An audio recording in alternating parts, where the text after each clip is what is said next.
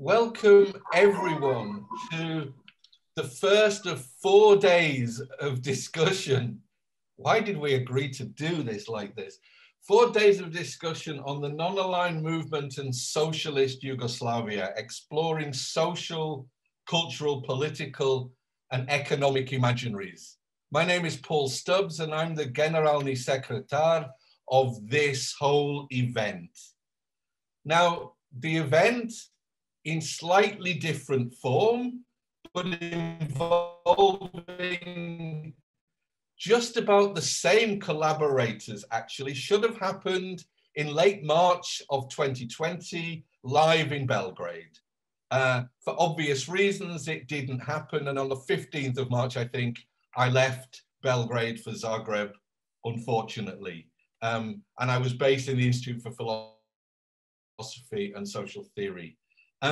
Almost a year later, a book project that the Belgrade event was meant to kind of kickstart is now very much in process. We've got most of the first drafts in, and it should be published by McGill Queen's University Press in 2022. But this is not at all an event which is an internal discussion amongst the authors of the book. This is an attempt for us to present what we've been doing to a wider audience and to try and stimulate discussion and debates, okay? Now, we're all sick and tired of Zoom, but I think we've learned some things. We have to do things in shorter timescales, but we have to have a little bit of leeway. So we've got a 30-minute break today, but we'll probably cut it back to 15 minutes because we have the introductory speeches. We can go over a little bit, and anyone who wants to stay, we can arrange for more discussion later.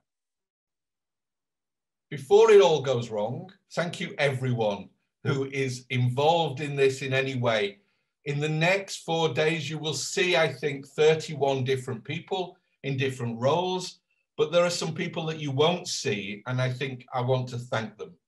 Firstly, Kurs Collective for the brilliant design work that they did.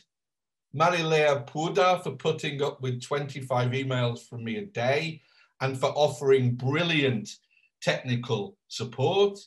Milan Djordjevic and Tamara Banyadlav for publicity and social media. And if any of you see somebody called Richard Radslav appear, he's our publisher, so just say nice things about us, all right?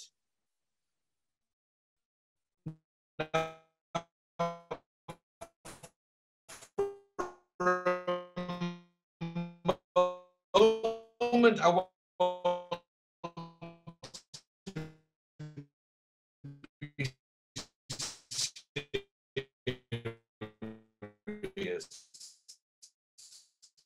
I just want to read and Boris Kanzleiter, and I won't explain them, I'll just say them. 3 slogans. Firstly, neither amnesia nor nostalgia. Secondly, may 1,000 contradictions and contestations bloom. And thirdly, let us recenter socialist Yugoslavia in a global frame, but let us also decenter socialist Yugoslavia.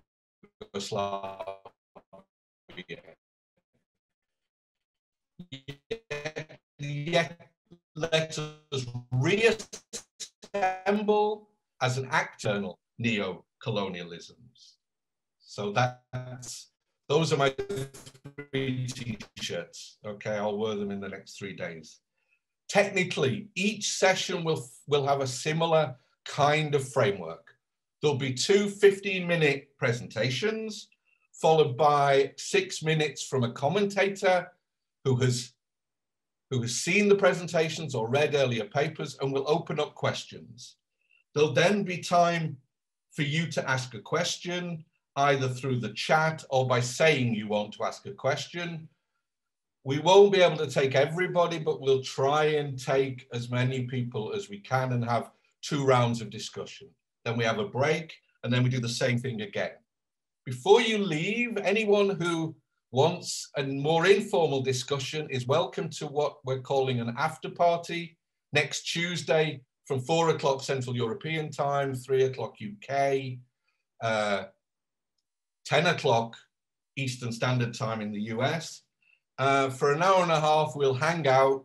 I'm not sure how many people will come, but we can have light discussions.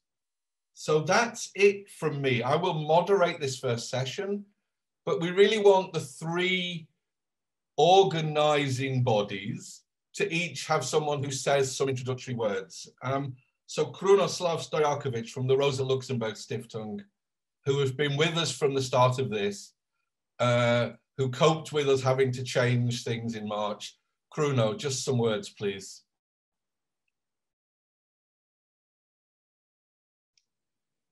Yeah, warm welcome to everyone.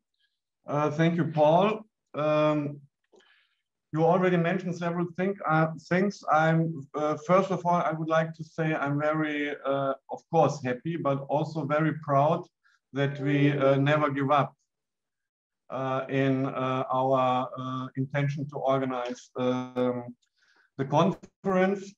And therefore, I would especially like to thank to the Belgrade Institute and to the Economic Institute in Zagreb for also supporting this conference, EFTT especially also regarding the technical side, what is very important in this Zoom times. I think the EFTT has the most experience, and thank you for that. And then, of course, I would like to thank you, Paul, for your spirit and optimism. I would like to thank to Xenia from our Belgrade office, who mainly was in charge for the whole administration part of the whole conference. So thank you very much. And of course, you already mentioned Kurs.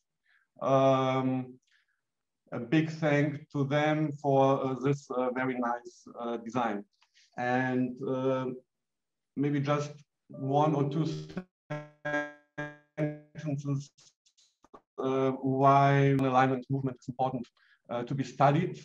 I think it's there's of course an historical importance of the non-alignment movement, and this interstate collaboration that show us that a different way of international organizing was possible and potentially also is possible, a more peaceful international cooperation despite all problems, conflicts, and so on. Then I would say there's also political import left, especially here in the region when it comes to thinking about how internationally to organize and what are maybe historical organizing processes from which we nowadays politically also can learn or at least take into account. And then, of course, the non-aligned movement is for us as the Rosa Luxemburg Foundation important because Rosa Luxemburg was one of the big and main internationalists in the workers' movement, especially the German workers' movement. She was one of the few who resist the national thinking and the national turnaround of the social democracy in Germany. And therefore, if we are going to talk about internationalism, then Rosa Luxemburg is one of the key historical figures in doing so. And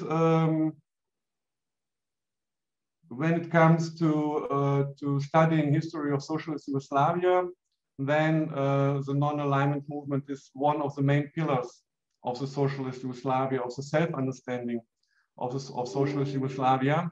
And this is maybe the fourth very important point why we are thinking that studying the non-alignment movement is very, very important, and I'm very glad and very happy to do it together with Paul and to do it together with all of you. So thank you very much. Thanks, Kruno. Next from Institute of Economics. Thank you, Paul. It is a great privilege today to welcome you all to this online event.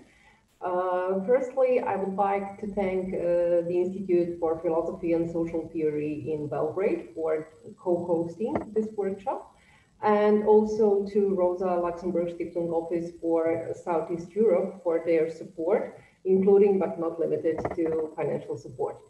As Paul already mentioned, we are really sorry that due to pandemics, this live event could not be held in Belgrade last March. However, we are really happy that there is a substitute, this online event. As well, we are looking forward to the book that will be published as a result of this event next year by McGill Queen's University Press from Canada. That being said, I just want to share a couple of words about our colleague Paul. You all know him well. He has been with us in the Institute since 2003, and he really contributed to develop the interdisciplinary approaches to socioeconomic challenges and questions related to political economy and social welfare. As an institute, we supported Paul's historical turn and growing interest in non-alignment movement through a series of study visits and a year-long sabbatical, which was somewhere in October 2018 to September 2019. It is probably not a random event, but we are really happy that there are other colleagues in the Institute who are interested in researching economic history. We have some important work that has been already published, which actually covers the period even before two Yugoslavias. So probably Paul inspired our colleagues. I don't want to take any more of your time. Thank you for having me today. I wish you 4 great days of great discussions in your attempt to relate non-alignment movement with problems of today's world. Thank you. Thanks, Tyana. And Gazella, when I was in your institute in March, you weren't there and it was in a mess. Now you are there and it's not in a mess. And I'm delighted about both of those things. Gazella, the floor is yours. Well, thanks a lot for these words. It means a lot to us. Yes, we had a kind of mess, but we managed to emerge from it even stronger, I would say. And I'm particularly happy that we are able to host this workshop today and next 3 days. I think this theme is really important. It's really important for us as living in former Yugoslavia. It's important for the Institute itself, especially having in mind during the Cold War, non-aligned movement, in a way like Yugoslavia was some kind of third way in a communist world. So it was a proof that non-dominant nations and less developed societies could become a subject of history and international politics. I think it's always important to have this in mind. And yes, in spite of what you, Paul, said, that Yugoslavia was in center and that we should construct and deconstruct this center, I think it's still very important to say that Yugoslavia gave a lot to this movement, but also it received a lot from this movement. Through the people who were coming here as a part of the cooperation within the movement, we had our society, it grew better, it grew more inclusive, it met a lot of different others, let's say it like that. I think it became more plural and emerged in a kind from periphery periphery at that point, together with other nations as a part of non-aligned movement. And I think it's very important to have this in mind. I think that you and your colleagues from Institute of Economics can surely say much more about economic consequences for Yugoslavia of participating in this whole process. I think they were numerous, and Yugoslavia definitely was one of important countries, and we developed through the movement. But we, as the Institute for Philosophy and Social Theory, we are much more interested in investigating how we stepped out of this periphery through this process and through this movement, and how this cooperation and how education helped to many people from other countries to sustain relations. And we even today have people here who are, I would say, unfortunately, only remnants of this huge movement, but it is important to have this in mind. I think this is definitely not a topic that is only for Zoom meeting, and I'm really sorry that we couldn't meet in live in March. I think this is a topic for some huge pan-national research program that could be financed, I don't know, to some horizon or something. And I'm really, truly happy that we are part of the host network. I don't think we are the only hosting here. And I want particularly to thanks to you, Paul, who are the engine behind all of this. I want to thanks also to Ksenia and Kruno from Rosa Luxemburg Stiftung, particularly for their support in making it happen. And I wish you all very successful workshop during next few days. And I hope that we will have more of events that will be connected to this theme. Thank you, Gazela. I wanted to say hi to Peter and to Bojana because I can see you on my screen. And I wanted also to reach out to people who are watching on YouTube. We thought that 300 people can join, but you seem to be getting messages saying only 100. Believe me, we're working on it. And if you have a question on YouTube, we'll try and transfer it, and we will solve the problem by tomorrow at the latest, I promise. So sincere apologies. Let's get into the program, and let's start with our first speaker. And perhaps I embarrassed Nemanja because when we started this, Nemanja did not have. Yes, go on, Gazela, yes, go ahead. Paul, I'm really sorry for interrupting you, but I think we solved the problem because I see 107 participants for the moment. So I think... yeah, 108. Yeah, great. Cool. Yes, yes. Cool. So we solved this issue with the large meeting ads, sorry. Remind me at the end of today to give an anecdote from the archives about Hotel Metropole in 1961, because they had just as many problems. Okay, where was I? Oh, yes. So I was embarrassing Nemanja because when we started this process, Nemanja did not have a PhD. Now you do.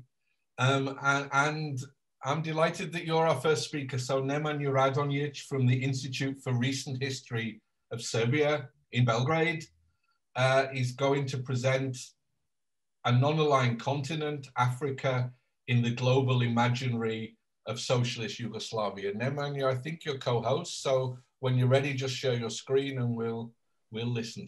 Thank you, Paul. Thank you for the introduction. And it's not embarrassing. It's true. I did earn my degree in the meantime. So thank you to all the organizers also for this wonderful event. I think it will be an interesting 4-day workshop. So I'll try to share my screen now. I think it will be okay. If there's a problem, please let me know. You should be seeing my presentation now. So, yeah. So the appearance of Africa in the global imaginary of the South Slavs as a continent, and the continent as a metaphor of strength, unity, futurity, and peace, in my view, is very much tied to the main axis of Yugoslav foreign policy, that was non-alignment. Although the continent was a part of other Yugoslav global imaginaries, some preceding the Cold War, these imaginaries were eclipsed and even integrated into the dominant one that was global imaginary of non-alignment. As Manfred Steger demonstrated, the pre-war social imaginary of Europe was shattered by the Second World War. And with the advent of Cold War, national imaginaries became irrevocably linked to global ones.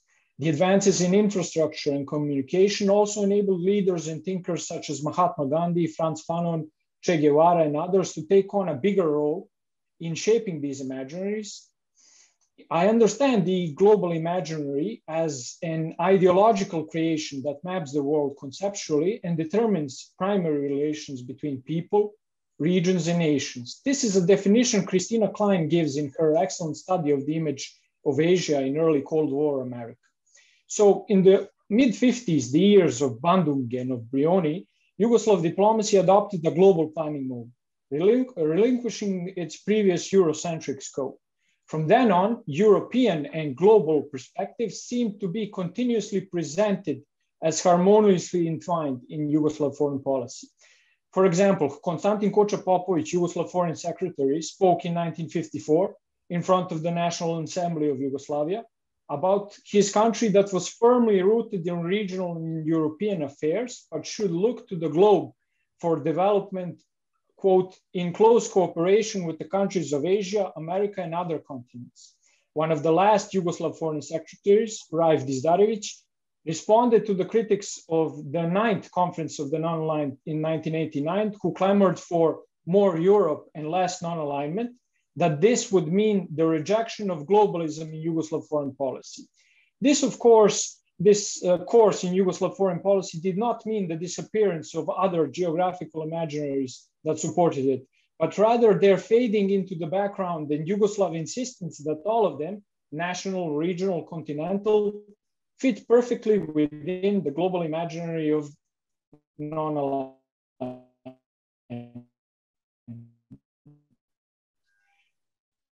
To pursue a global policy and become the subject of world politics, global imaginary dolls from during the next 40 years, the ever-expanding Yugoslav capital would host, and so from this awkward pincer between the blocks and this awkward position, Yugoslavia found itself in a comfortably located crossroads between East and West, but also North and South. Her intentional ambivalence about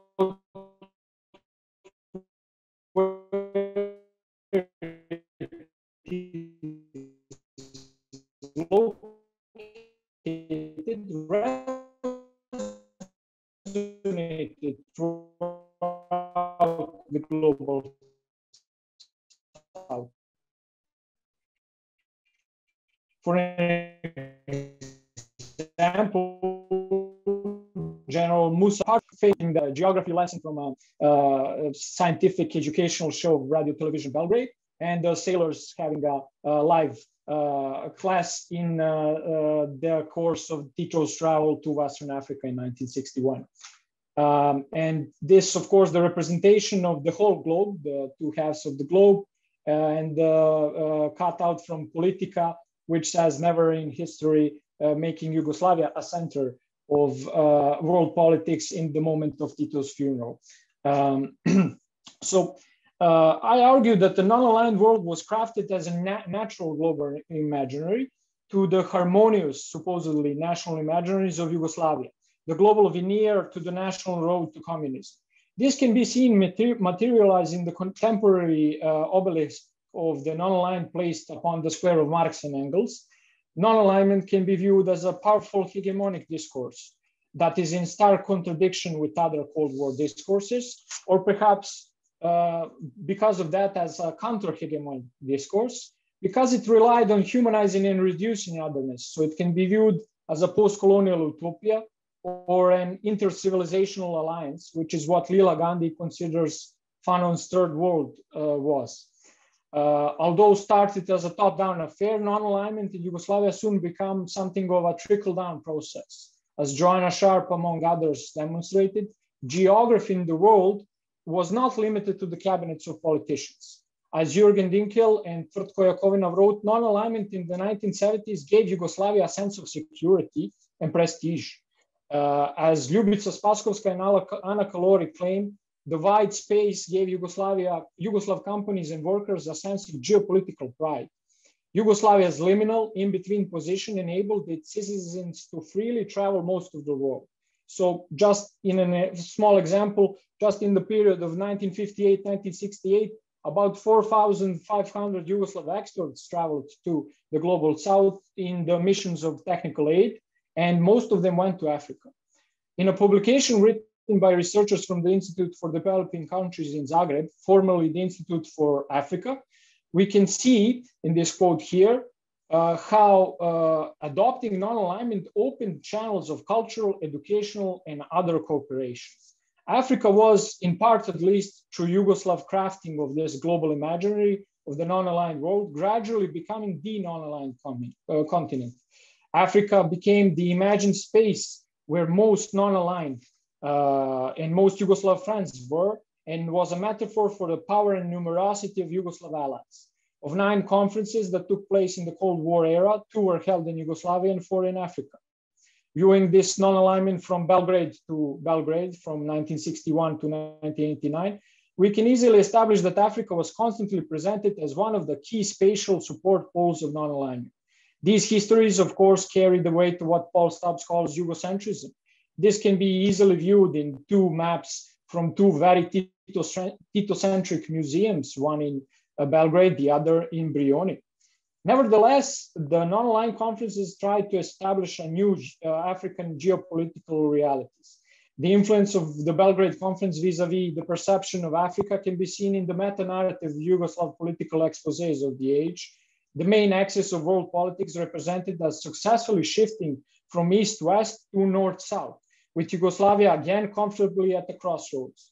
We can imagine Yugoslavs looking at this map from 1961, early 1961, with Yugoslavia and all of Africa and Latin America and most of Asia blank, with only blocking and auxiliary regional alliances marked, creating the sense of isolation.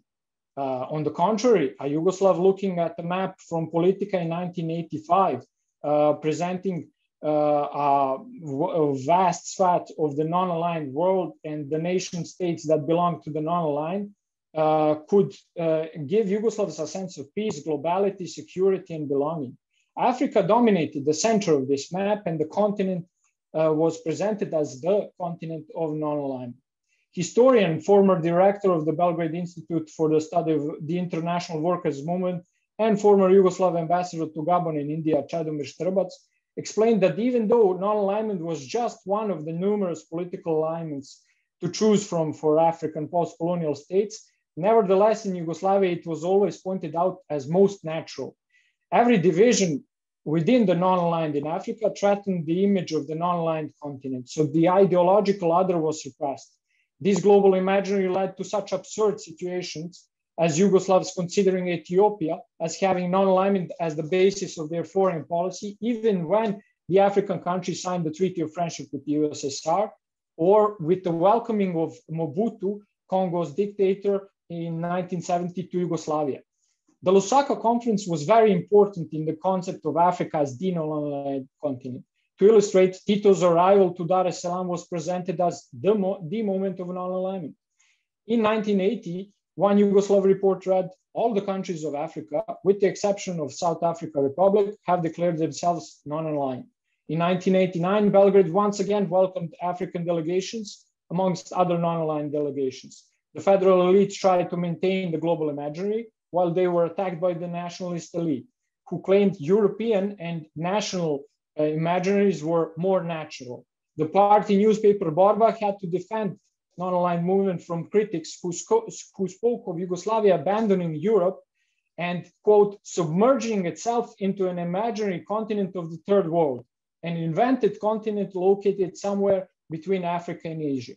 This all shows the importance, utility, but also the fragility of what Paul Stubbs calls Yugoslav liminality and what I would call Yugoslav intentional ambiguity. So the famous picture from 1961 conference and the picture of 1989 Belgrade conference. In the area of culture, we can look at travelogues to find traces of these new imaginaries. The engraving of Africa within Yugoslav non-aligned global imaginary is best seen in two travelogues that came from Kragujevac Kilimanjaro expedition of 1975. This expedition aimed to bring 5 brand new Yugoslav Zastava 101 cars, piloted by 11 workers and journalists, to the peak of Mount Kilimanjaro.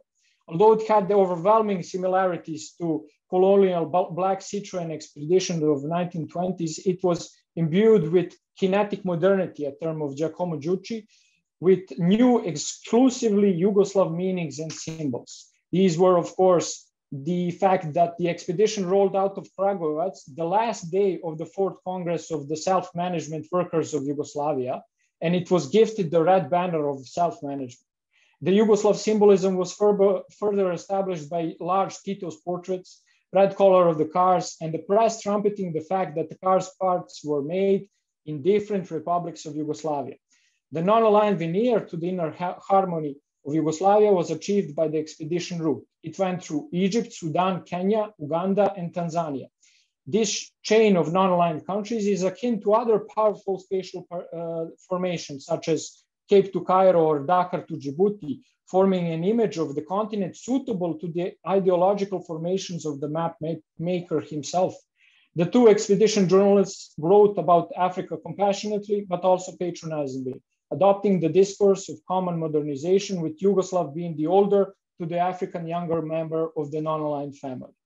The subversion of dominant geographies of North-South was achieved by creating an alternative geography of chain of countries, of non-aligned countries from Yugoslavia to Tanzania.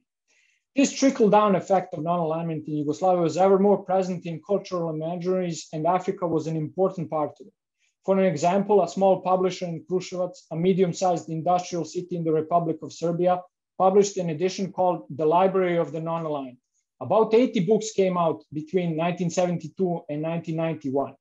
An even better example from the same city is the celebration of the 26th anniversary of liberation of Kruševac on the 14th of October of 1970. Along with old partisans and images of war and liberation, locals could and did watch a 2-day special of Malian folklore group, while local poets read out African poetry, and groups of people viewed an exhibition about everyday life in Mali. This is further evidence that national imaginaries of anti-fascism and socialism were supplemented with global imaginaries of non-alignment, and that especially from the 1970s onward, Africa had a strong role to play within it. Yugoslavia had followed the politics of non-alignment, and its populace had a clear understanding of non-alignment was important and even an everyday aspect of Yugoslav life.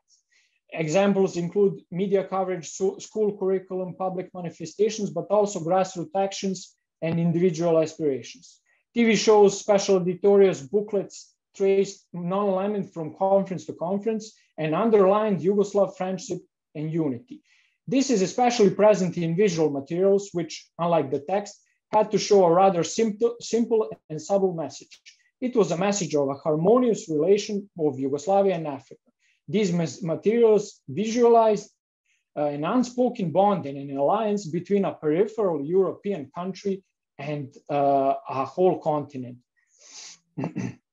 So schools also had their role in this map making. Children's letters to President Tito and other sources mimicked the language of the political elite, speaking of, quote, our friends in Africa, and, quote, the lovely people of Egypt who are our great friends. The reception of these ideas was sometimes surprisingly good. A poll made in 1972 was supplemented with an exclamation point by the member of the Central Committee of the League of Communists of Yugoslavia, where 84% of the youth of Belgrade proclaimed they are pro non-aligned policy, and 2/3 of the general population felt the same. Africa had an ever important place in this imaginary, and the documentary, the short documentary of Radio Television Belgrade will show one more reason why. I hope the tone will be present. If not, please let me know.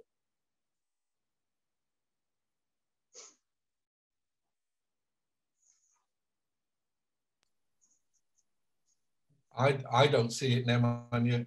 and you're just coming up to 16 minutes. So decide whether you want to keep trying, or do you want to just bring it to a quick? No. I'll go to the conclusion. So basically, I'll skip the example from the documentary of TV Belgrade, which showed a very clear image of why Africa was important support pole for this imaginary. The documentary about non-alignment starts and ends with Africa, images from Africa.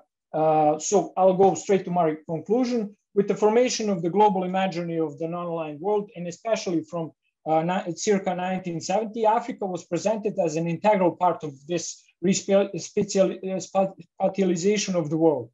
Although the initiative for the non-aligned movement started out as a top-down affair, in Yugoslavia too it became decentralized, creating multiple responses, but which had a commonality of desire and purpose in the Yugoslav global imaginary for a non-aligned world, and in Africa in it. Yugoslav cultural imaginaries and citizens adjusted well to this new spatial reimagining of the world, which is telling of their desires for a safe, connected, and global space in which Yugoslavia is appreciated well beyond her power. Africa was presented as the closest continent to Yugoslavia after Europe, and the bonds of the small peripheral European country with the whole diverse continent were intentionally simplified so as to the continent became the image of and the projection of Yugoslavia's global role. And last sentence, non-alignment gradually eclipsed other imaginings of the continent and became the main optics through which diplomat, travel writer, and student viewed Africa, a metaphor for Yugoslavia's own global projections of safety, prestige, and in-betweenness. Thank you. Super, thank you very much, Nemanja. Excellent, and thanks for going through the various imaginaries that we imagined would be part of this. Yes, let's move on. Augustine, are you there? I am here. I was just trying to see if I could actually show you the PowerPoint on a full screen. I am not the best at Zoom, but I'm trying. Do you want to do that, or do you want me to play the video, or you're going to do the PowerPoint and just present? I can try with the PowerPoint. Super. So share screen, I think, is the bottom of the middle if you're co-host, which I think you are. You see the PowerPoint there? Yeah. It's almost like watching you on video. So I shall introduce you, Augustine Koscielnsky from the Centre d'études Turc Ottoman Balkanique et forget it, in France. From Santiago to Mexico, the Yugoslav mission in Latin America during the Cold War and the limits of non-alignment. Augustine, it's been a pleasure dialoguing with you over this. The floor is yours, mate. Thank you very much, Paul. My last name is Kosovsky, which might ring a bell to some of you. It's Kosovsky, but not Kosovsky, but something like that. So you see that, right? You see the PowerPoint. Yes. Right. So, you know, I work as a research assistant at the University of Paris-Nanterre, and we got a big library there, La Contemporaine, which specializes in international studies and Eastern European history especially. And I often take out books, old books from their collections, just because, you know, I have my office there next door. So I have the opportunity to go and see what they have. And this one I found very recently. You see it? You see it there? So it's non-alignment in the world of today.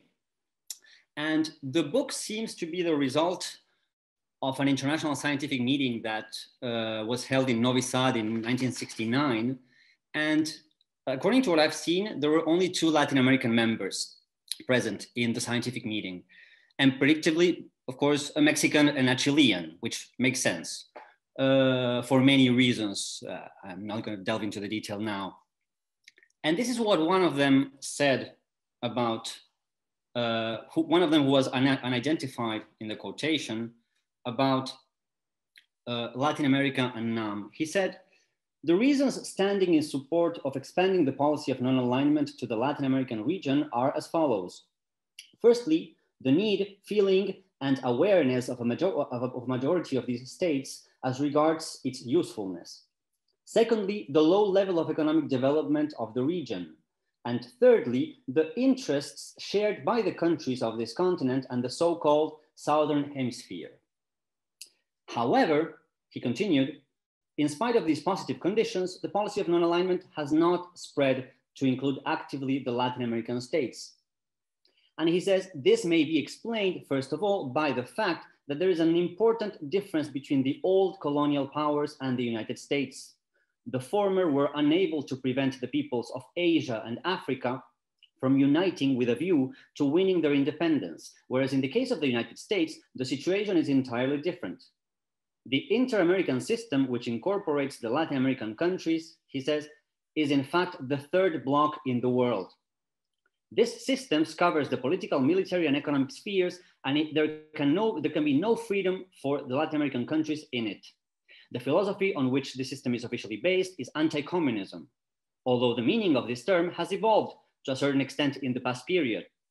And then he says, non-alignment is also a subversive term within the prevailing concept of anti-communism. In addition, Latin America has become a sphere of influence for the United States, so that the countries of the region cannot profit from the contradictions between the superpowers. The United States is free to do whatever it wants in that part of the world without any resistance on the part of the Soviet Union. Even the United Nations is limited in its power to act in Latin America. And he ended saying, finally, it is necessary to note the fact that the focus of interest of the non-aligned states, that is, of the policy of non-alignment, has been in Asia and Africa, and that Latin America has been largely left to fend for itself. So it's really not important to actually determine whether the speaker is right or wrong, right? What matters to me, and I think that's what should matter for this meeting, is the very frequent perception that we have that Latin America should have been more part of NAM, and yet it couldn't. We have that perception, and many of the actors at the time had that perception as well. So my contribution for the book basically offers a reflection on the limitations of Yugoslav non-alignment by focusing on Latin America. In general, Latin Americans proved to be more reluctant to NAM than what was initially expected when ideas about neutralism and non-alignment started to be promoted in the region in the 1950s. So I draw from my own research in this chapter and from the existing literature to analyze why this happened. So in recent years, historiography about NAM and about Yugoslav foreign policy has developed impressively. I think we are all very aware of that. And in sync with many of the general trends in global and transnational history, authors have sought to decenter Cold War narratives and underline the agency of non-hegemonic actors. And they have thus identified many fascinating episodes of Yugoslav intervention in the Third World that were so far until very recently very unexplored. Authors have also tended to underline the unconditionality of Yugoslav support and its differences from United States or Soviet forms of aid. And as a result, many works have focused on stressing the unique and often extraordinary character of Yugoslav foreign policy. However, not many authors, I believe, have systematically analyzed the shortcomings of non-alignment on the ground. There are some works that do delve into this, such as, for example, Natalia Dimic's work on Yugoslav actions in Angola, where she claims that the Yugoslav approach was neither sufficiently systematic nor institutionally organized, that Yugoslavia's economic capacities could not meet the requirements of its foreign policy, and that the Yugoslav influence was in general, and I believe that this is a very important point, less socially and culturally pervading than forces coming from other geographies of the communist world. And this also curtailed Belgrade's power on the ground. So what I try to do in my chapter is to show some of these problems in the region that I know the best, which is Latin America. So I'm not going to go into the details of the research now, because you will eventually be able to read the text, and some of you know my recent work, so I don't want to be repetitive, but just some basic points that I need to underline.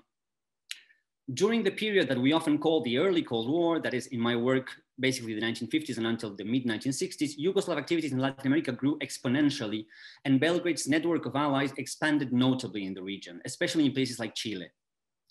By the early 1960s, Yugoslavia had become an important factor in the continent, as underlined by American and French intelligence, but also as perceived by many important left-wing parties and movements in the region.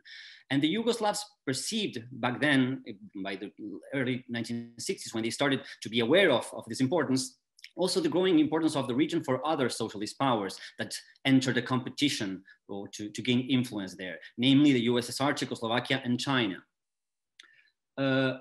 I also underline that the Yugoslavs, that the radicalization, and this is something that I've said already, that the radicalization of the Latin American continent following the Cuban Revolution poses several challenges to Belgrade in the 1960s.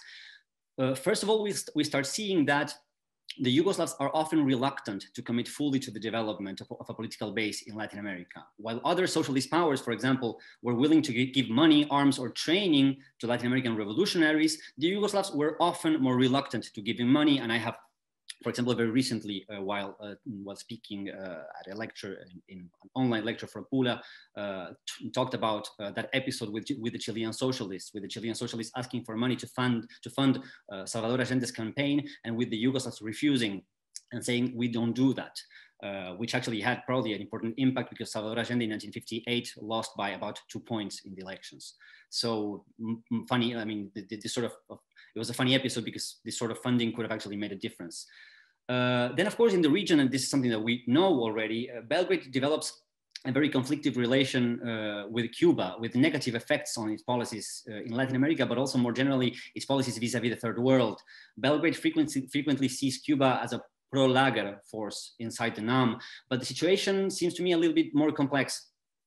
Cuba's militant stance and its decision to adopt very radical positions that generally contradicted Yugoslav intentions was perhaps the only alternative that the island had in face of US pressure and in face also of Moscow's hesitant support in the 1960s. And I believe that this is something that we must not forget when analyzing Yugoslav policy in the third world and in Latin America.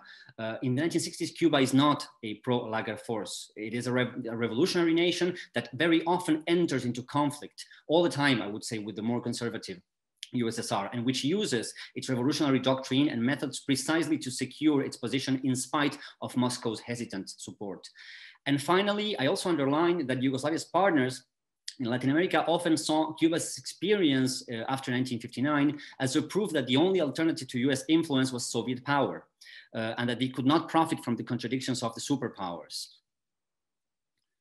And lastly, what I do in my chapter, and this is something I know that there are people here who could actually say much more about this than me, I talk about the case of revolutionary Bolivia, and especially about Victor Paz Estensoros' failure to maintain an autonomous position in the context of the Cold War. Victor Paz Estensoros was the president of revolutionary Bolivia from the revolution of 1952 onwards, and then again in 1960. He was one of the most important leaders of the Movimiento Nacionalista Revolucionario in Bolivia, and he attempted often during the 1950s, but especially systematically from 1960 onwards, to develop what we might call an autonomous foreign policy, including recognition of Cuba's right to self-determination, closer relations with the Socialist East, closer relations with Yugoslavia. He expressed his admiration for the neutralist line of Yugoslavia and African and Asian nations, as he said in 1959 during a visit to Yugoslavia. They sent an observer to Belgrade in 1961 and also had Tito as a guest during the Latin American tour of 1963. However, Bolivia's economic needs made it increasingly dependent on US aid, especially in terms of investment for infrastructure and for military aid. And Paz's constant play between the left and the right of the Movimiento Nacionalista Revolucionario would make him lose support from both sides eventually, and also from the US and from Cuba. And he would end up being overthrown in 1964. And the important thing is to keep in mind that Paz's experience was not at all unique. In Argentina, Arturo Frondizi was overthrown by a military intervention in 1962 for having opened the door to the return of Peronism, and for having also upheld the principles of national self-determination for Cuba, having even met with Che Guevara in 1961. In Brazil, João Goulart suffered the same fate in 1964 after having attempted to introduce an agrarian reform and deeper regulation for foreign capitals. And finally, in 1965, as we know, after 2 years of confrontations following the 1963 coup d'etat against Juan Bosch, the United States ended up invading Santo Domingo in what we might call a show of strength to the whole continent. So all in all, the ambitions that many leaders had during the 1950s to develop some sort of autonomous foreign policy that could keep a certain balance between the East and the West, and which could eventually bring Latin Americans closer to Belgrade and to NAM, rapidly vanished in the 1960s when the Cold War radicalized the continent. So what does all of this say about non-alignment in Latin America, especially as it was seen and promoted by Yugoslavia? Non-alignment found considerable obstacles in the continent. The context of the 1950s allowed for a considerable expansion of Yugoslav influence in Latin America, when many of the leaders from the Marxist and nationalist left perceived neutralism as the most desirable path for the continent. But the intensifying wave of US pressures following the Cuban Revolution made it that Yugoslavia's partners became increasingly unreceptive, especially to Belgrade's rather, let's say, herbivore conception of non-alignment, and more receptive instead to the more radicalized brand of non-alignment that Cuba started to espouse. And also nationalist governments such as Paz Estensoros in Bolivia or López Mateos in Mexico could, as I have attempted to show, occasionally use relations with NAM as a gambit to increase their margins of negotiation, but they could very rarely or never actually fully emancipate from Washington's control. So I believe that this experience in Latin America serves or should serve as a trigger for a wider reflection on the limitations of NAM in the third world and on the meaning of NAM as a project for the third world. I mean, I think we have to ask, was NAM a feasible alternative for peripheral countries under extreme economic and political strain, or was it rather the institutionalization of a series of gambits by leaders coming from the global south with the aim to enlarge temporarily their margin of maneuver in face of both Moscow and Washington? And I believe that the fate of the non-aligned movement in later years sort of makes me become more inclined to the second idea. I am not sure, though, of course, that we can answer any of these questions, but I suggest in the chapter, and this is a point that I raise often, that in order to reflect on these questions, we must go beyond the spectacular and generally very ideological declarations made by state leaders in Belgrade, Lusaka, or La Habana, and actually inquire into the intricacies of non-alignment on the ground. I believe that a critical history of the non-aligned movement demands that we turn our focus away from the higher echelons of international politics, and that we examine the regional and local scenarios where the global Cold War was fought, and where in the end non-alignment ended up losing the battle for the third world in spite of the justice of its ideals. So thank you very much for listening. I expect... Super, and under 15 minutes, so now you can put your last slide up. Great. Yeah, those are my conclusions. Yeah. But great, thank you, Augustine, as ever. I'll start my video. Wonderfully provocative. No, I mean, I think this is exactly the point of the conference and the book, to get these different perspectives. And the story of Yugoslavia and Latin America and Cuba is a very complicated one. And thank you for doing that such justice in 15 minutes. After two speakers, there will be a commentator. Usually those commentators are people that we wish we could have had in the book. And this is certainly the case with our first commentator. So Lubica Spaskowska from the University of Exeter, open up some discussions based on Nemanya's and Augustine's presentations, please. Floor is yours. Thank you so much, Paul. Lovely initiative. And yeah, I'm very sorry I wasn't able to contribute this time, but you know, all the challenges of academic capitalism in the West. So I really enjoyed reading the two papers. It was a real pleasure, and also thinking about my own imaginary, or rather the hollowing out of that non-aligned imaginary in the 1990s, as the only school competition prizes we would get in the 1990s were these books by Pablo Neruda, collections of poems, or Marquez's novels, or indeed Aco Shopov, whom Nemanja mentions in his paper, but he didn't talk so much much here. So the cycles of African poems, right, through his ambassadorship in Senegal. So these were the books that I read as a pupil in primary school that were given to us. But of course, already those were only remnants of that progressive, non-aligned cultural imaginary that Nemanja spoke about, which was already, as I said, hollowed out by the mid-1990s. So there were this kind of almost empty signifiers, right? These novels and writers that we knew came from outside of Europe, but we could not make that connection, right, to any non-aligned past or indeed progressive internationalism. So in that sense, I'm grateful that also these papers helped me think about the broader notion of cultural imaginaries and how this non-aligned cultural educational imaginary was created, but also co-created by different actors. So both papers, I think, speak to also the fact that we have to account for the multifaceted nature of non-alignment. Because we heard about two continents, right, Latin America and Africa, but also the fact that within Latin America and within Africa, right, there were other understandings, visions of what non-alignment meant and how it was right, instrumentalized in practice. So for example, the Ghanaian brand of non-alignment, right, was very much rooted in a Pan-African worldview, which did not necessarily overlap completely with other practices of non-alignment as a foreign policy on the one hand, but also as a cultural and educational policy on the other.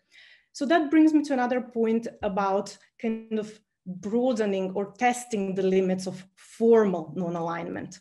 So when we write, when we think about non-alignment, do we strictly think about the non-aligned movement and this institutional kind of histories of non-alignment?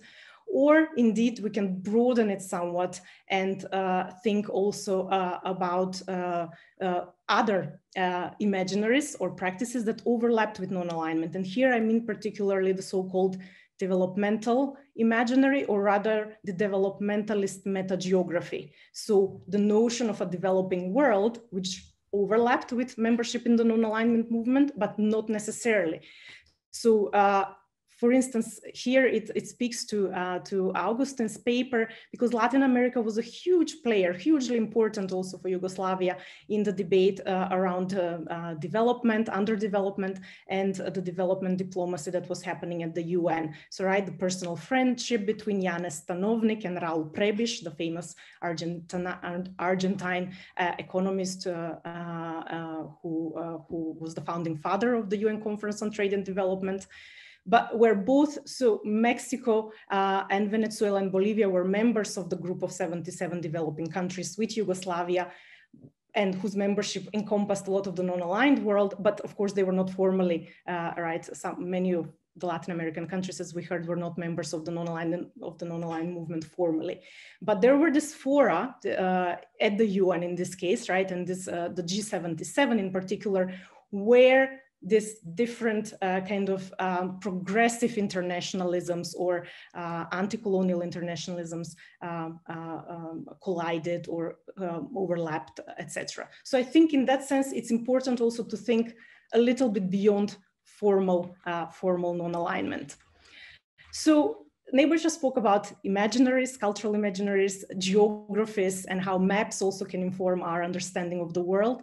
While Augustine's paper that I read spoke more concretely about this institutional infrastructure, especially the Yugoslav one. So the Socialist Working Alliance, which through figures like Veljko Vlahović interacted with Latin American elites as well. He spoke about ambassadors and the Yugoslavs refusing to finance Allende's campaign, which I found quite interesting because although, as you said, could have made a difference, I think also the Yugoslavs in this case might have been very kind of cautious also about perhaps violating any legislation about foreign donations to electoral campaigns, perhaps, and kind of this whole notion around sovereignty, right, that they also had to live up to, and around non-interference in internal affairs. So I think, yeah, it's there are different ways also to read these different kind of gestures and how we interpret particular right events and choices of policy orientations and choices of these elites. So basically, I would like to outline three broader questions and perhaps invite both Augustine and Nemanja to respond as well. But this, I don't have a definite answer for many of them. So perhaps my first question is, should non-alignment be read as part of a longer term 20th century history of progressive internationalism's rise and decline? Do we need a broader chronology? So how expanding our conventional chronologies, so I mean normally the 48 or 1956 one that we take normally as the start of the fallout with Stalin, then the Brioni meeting or the Bandung conference. So that chronology going basically from the late 40s, early 50s to 89. How expanding that would change or challenge our understanding of non-alignment and this longer term history of 20th century anti-colonial internationalism. So going back to the interwar period, what would this add or what would this add to our own research or understanding? And here I'm in particular because Augustine mentioned again Veljko Vlahović, you know, through his experience in the Spanish Civil War, did he encounter any Cubans? Did he encounter any Latin Americans? Did that imaginary now go back also to, was it very much shaped also by interwar anti-fascist internationalism as well? Secondly, they do this, so that's 7 minutes. So okay. I'm really interested in the next two questions. Okay, yeah, it's just the next two questions. Second question, how did the fabric of this relationship change over time? And to what extent was Yugoslav non-alignment a generational project? So did Nemanja or Augustine see any generational changes, perhaps in the 70s and 80s with the coming of this more technocratic generation, right, later on? So was non-alignment a generational project? And finally, what is the appeal of non-alignment after the end of the Cold War in Latin America and Africa? This is just out of my own curiosity. Have you encountered, because right, non-alignment is history for us, former Yugoslavs, but it's not history for a large part of the world. The non-alignment movement is still very much acting as a united front at the UN still, etc. So why, if from your own research or perhaps information, what is the appeal of non-alignment on these two continents today? Thank you. Super, thanks very much, Lubitsa. Sorry to do that. And it was always going to be a bit of a hassle this first session because we had introductory talks, but you were brilliant, I think, at moving from the very broad to the particular and thinking how non-alignment fits in with chronologies and other imaginaries. We're supposed to have a break. It's 16:36 on my clock. I think we take another 15 minutes. If that's all right with people, and then we can still have a 15-minute break and be okay. There's one question in the chat from Jure, but if anyone else also has some questions, we can do that and then go back to Nemanja and Augustine. Jure, do you want to ask your question or shall I read it out? I just read it if you want me to. Okay, I'll yeah, go ahead. Yeah, okay. Let's see, are there any more? So what were US and French intelligence assessments of the Yugoslav advances towards Latin America? So there was a particular bit on your PowerPoint and he's looking for you to go deeper. Yeah. And also, Vladimir Koscielnsky totally agrees with you about the Latin American Yugoslav dimension, so that's good. Let's give 30 seconds to see if there's another question from someone. It's a big room, and temporality is different on Zoom than in real life. So I just want to create a pause.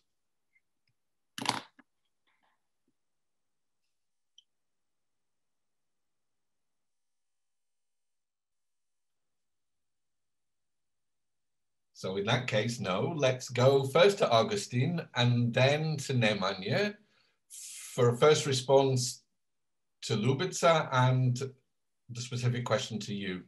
Okay. Augustine, go ahead. I don't want to, I'm going to respond very, very briefly because I don't want to like quote myself. What I found doing a research, which admittedly has not been very exhaustive, has been a number of reports that I found, for example, a report from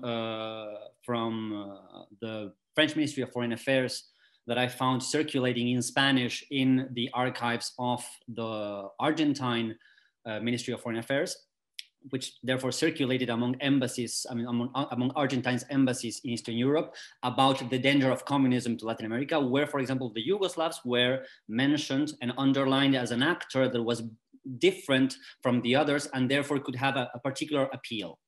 What they said is, differently from what we can see from the USSR and its, let's say, envoys like the Czechoslovaks or what the Chinese are trying to do, the Yugoslavs have basically what they said is what we all know already. The Yugoslavs have this thing where they come and they look like communists and then they don't look like communists and they are very nice and they are sort of like the Latin Americans, so they have an appeal that the others do not have. Basically, they understood what the essence of non-alignment could be for a Latin American in the 1960s, meaning actually to build some sort of alliance with someone who in many, many ways resembled more Latin Americans than what the USSR did at the time.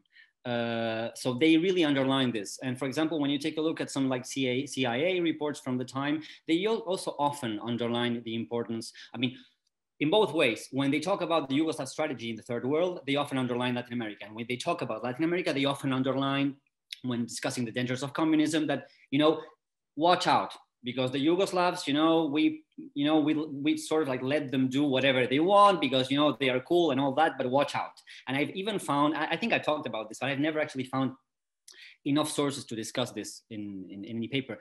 But I've seen debates in the US Congress where you have like a very conservative senator saying something like, the Yugoslavs, they're like our friends and we give them everything. Watch out because they're entering our backyard and things like that. So what I mean to say is they were aware that the Yugoslavs were doing stuff in Latin America. And again, I've done very few research on these sort of documents, but I found interesting stuff. If I can go to Ljubica's questions now and comments, all of them, I believe, are like essential, and it's very complicated for me to respond to any of them. I really like the one about developmentalism because I do believe that there is a thing about developmentalism there, and I think that we all know that there is a thing about dependency theory going out from Latin America to Yugoslavia and then to other continents and all that. It's still extremely, for me, until for now, it's been extremely hard to actually find the channels of these transmissions beyond the well-known episodes, such as the friendship between Stanovnik and Prebisch, for example. I found it hard so far to actually find how these ideas circulated. Still, it is evident that there was something there. What I would only suggest for us to take into account is the fact that developmentalism, at least in Latin America, is something that goes far beyond progressive ideas. In the 1960s, developmentalism is also the way to think about, Thomas Field's book about Bolivia, for example, and how developmentalism was in the head of Paz Estensoro when he was dealing with the Americans as well.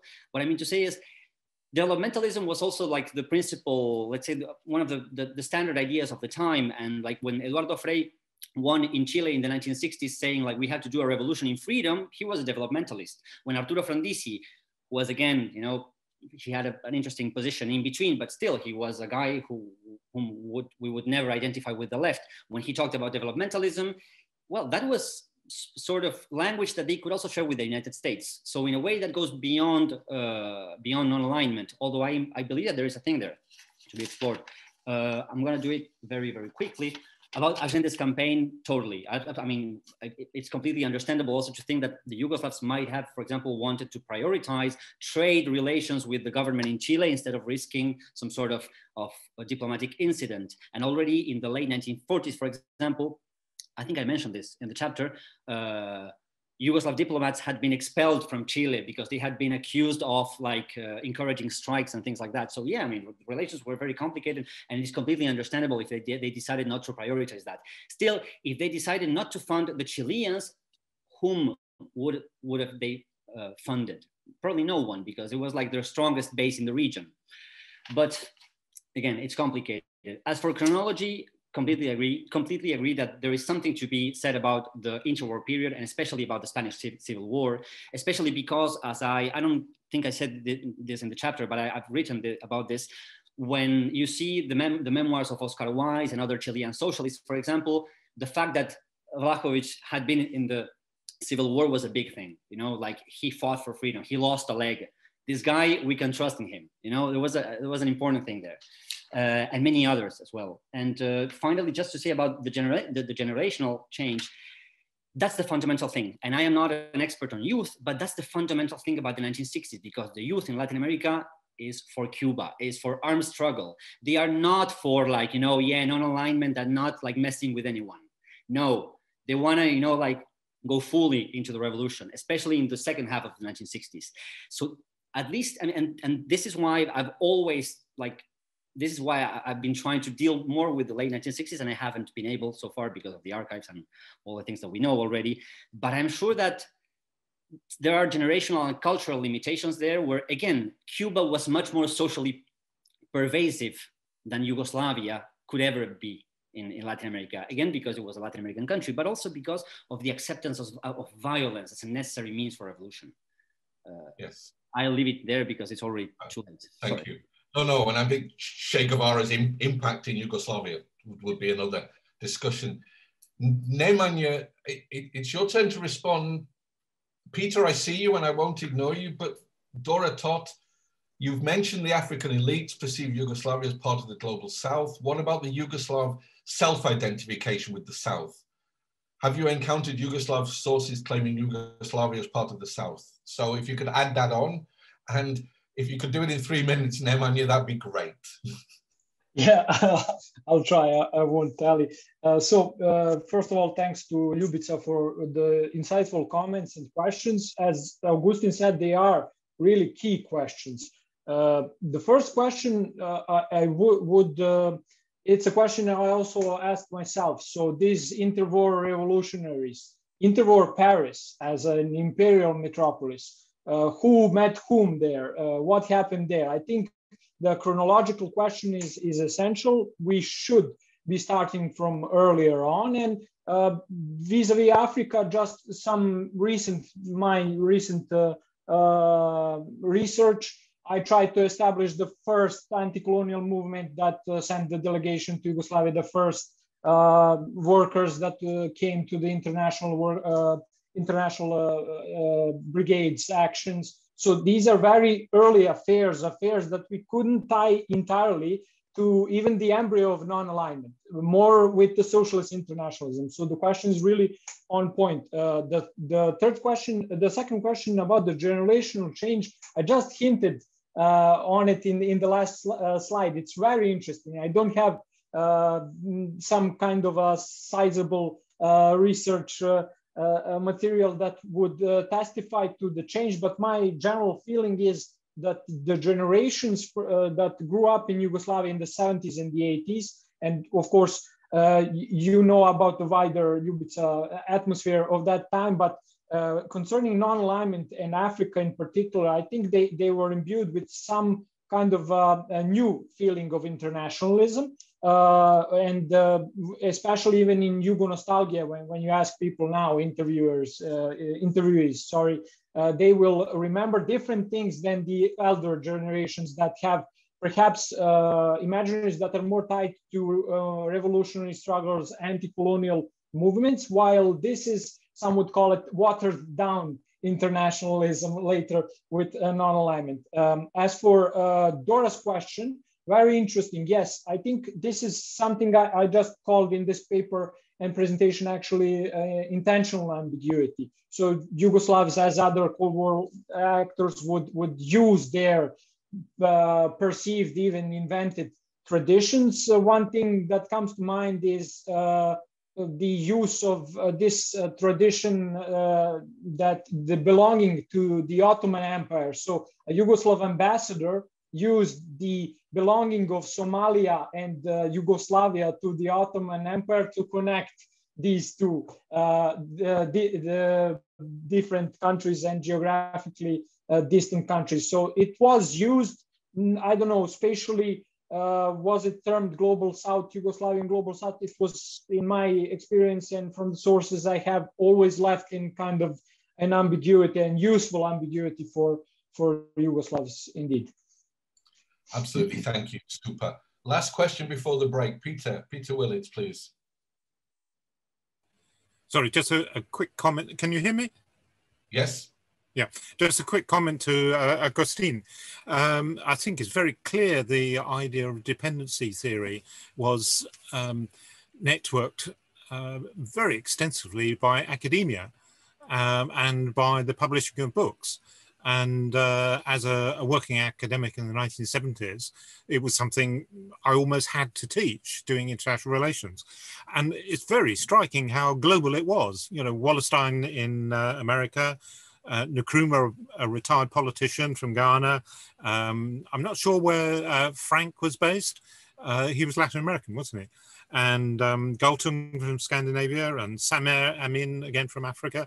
You know, I'm very rusty on all this, but there was a clear network of communication of ideas, which were argued out in journals and in books and in conferences. So don't underestimate, you know, academia as a global network. If I can respond to that very quickly, yes. Absolutely, and that's my impression as well. Still, when I start looking at the catalogs at the national libraries of Croatia, Serbia, and when I start looking, I mean, there were very few translations, some of them indirect translations from French, from English. So there was something going on there, but I found more interesting phenomena of reception in Yugoslavia, for example, among like the very, let's say, enclosed places of the academia, like the Institute for International Political Economy and things like that, and not so much, for example, in places like, again, like at the university, like at teaching level. So, but still, everyone knew what it was. So, I mean, somehow it did, I mean, come there, but I don't know exactly how. Just looking at the catalogs, there seems to be much less than expected, but I'm sure that it is exactly what you mean, because people that talk to me about dependency theory in Yugoslavia, I mean, people who were studying sociology or political sciences in the 1970s, they told me exactly that. Like, we read Gundar Frank, we read Samir Amin, we read those people, and it came through our teaching programs, through our courses. I think there's a whole work to be done in terms of like curricula and things like that. It should be interesting to see that. Super. Boyan, I see your hands up. If it's quick, let's do it. Just one, I would just like to, there's a really great comment or question in the chat, but I would like to just say one thing, is that we often forget that after World War II, Yugoslavia was a destroyed country, right? Like, Yugoslavia was a country that was, before World War II, 80% agrarian, and that was destroyed during the war. So Yugoslavia enters the non-aligned as a very much underdeveloped country, and it is something that was always mentioned in its, as a developing country. So I would like to kind of come back to the material status and state and context of Yugoslavia at the time, because we think of it and often talk about Yugoslavia as if it was this like great economic power, but it wasn't that at all. It was a project, and it was cut short for Yugoslavia after only 30 years. So those are important sort of larger contexts. I should unmute myself, not mute myself. Great, thank you. And I think now the chat is developing its own discursive track, and we will take a break. So by my clock, it's 52 minutes past. So let's come back at 10 past.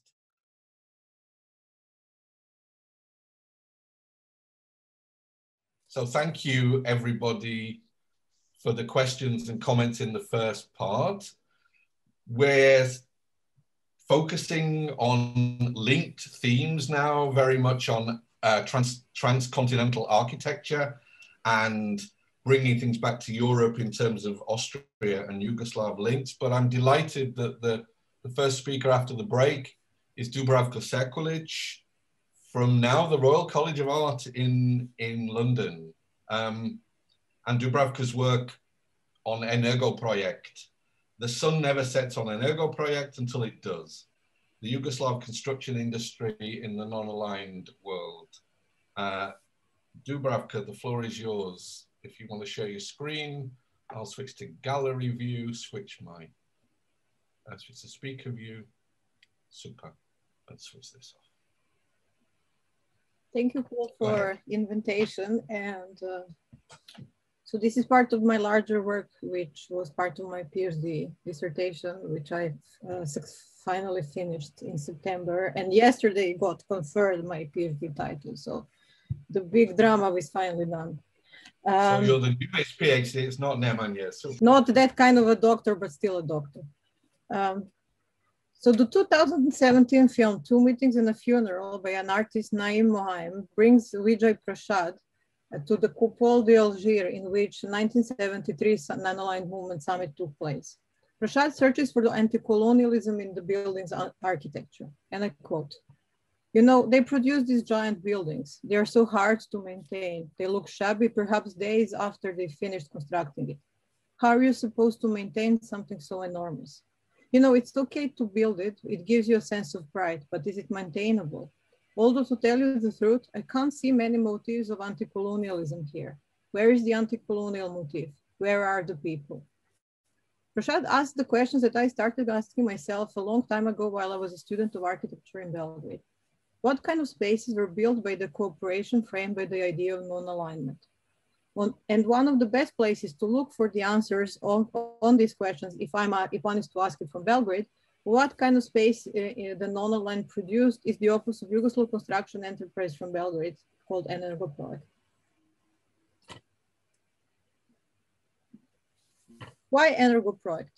Founded in 1951, the Yugoslav construction enterprise became synonymous with the engagement of Yugoslav economy abroad. Its majority of its projects from mid-1960s until late 1980s were outside of Yugoslav borders in over 40 countries. Utilizing the knowledge and skills developed in the both construction and reconstruction of Yugoslavia after the Second World War, the tools offered by the Yugoslav self-management as a specific type of socialism, Energoprojekt offers a lens which can explain how construction enterprise with a strong architecture department became the tool of development of Yugoslav economy. Energoprojekt is also the exemplary for understanding how the exposure to the markets abroad enhanced already existing affinities within the enterprise towards corporate culture and allowed them to develop and be highlighted. Working mostly in the non-aligned countries, Energoprojekt utilized well both the position of Yugoslavia and its ability to work across different systems and networks, as well as its autonomy to be able to independently from its own country negotiate economic support from even commercial Western banks. During the 1970s, it was amongst the most successful enterprises, especially when compared with the size of the economy in the country where it's coming from. And in the 1980 annual survey of the Engineering News Report, one of the most renowned magazine journals for the construction industry, it was ranked as the 6th in the field of consulting and the 20th in that of turnkey contracts. The ambition of Energoprojekt found, apologies. The ambition of Energoprojekt found its materialization in the two office buildings they built for the company in Belgrade, one of which was a corporate modernist tower, which was completed in 1960, which featured prominently on the route guests for the first summit in Belgrade were taking, commuting between the main site of the conference, Federal Parliament building, and to the new Belgrade and the newly completed federal government building, CIV. So when they were commuting between Federal Parliament building and CIV, they were passing by this newly completed tower of Energoprojekt on Zeleni Venac.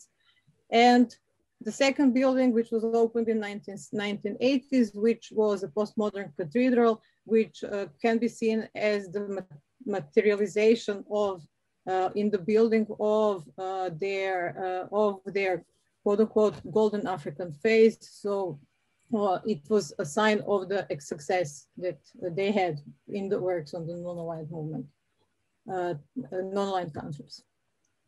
Energo Project was really interested in self-promotion, and they produced numerous promotional films and materials. And I'll just play a short clip for you how they actually discussed in the film made for their 25th anniversary, the conference centers, which I will then later focus on. I hope you hear this. Or countries in 1861, at the time of the first non-aligned summit conference, for the third non-aligned conference in Lusaka, Zambia. Energo Project has designed and built the complete Mulungushi Conference Hall and a complex of 62 villas to accommodate heads of state and government attending the conference. International bidders for the contract stipulated between 1.5 and 2.5 years as the minimum period for the completion of the work. Yugoslav building contractors, however, needed only 107 days to complete the job.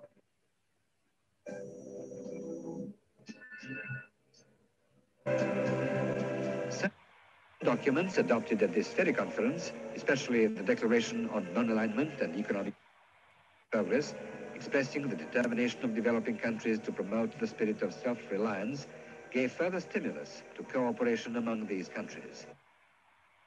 Success in building the conference hall in Lusaka led to the offer of a new job. Construction of a large hall in Uganda for meetings of the Organization of African Unity. Designing and construction of the whole project, the hall, a hotel to put up for guests, and other facilities were completed within 6 months.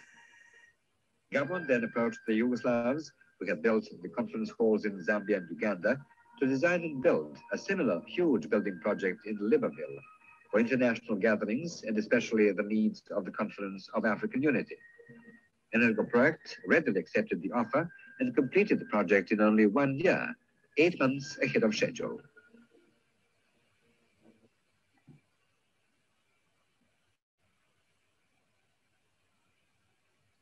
So in 1971, Zambia was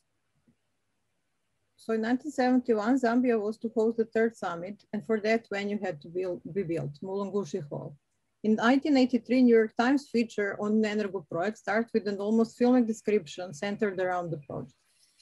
In 1972, Kenneth Kaunda, the president of Zambia, faced a crisis.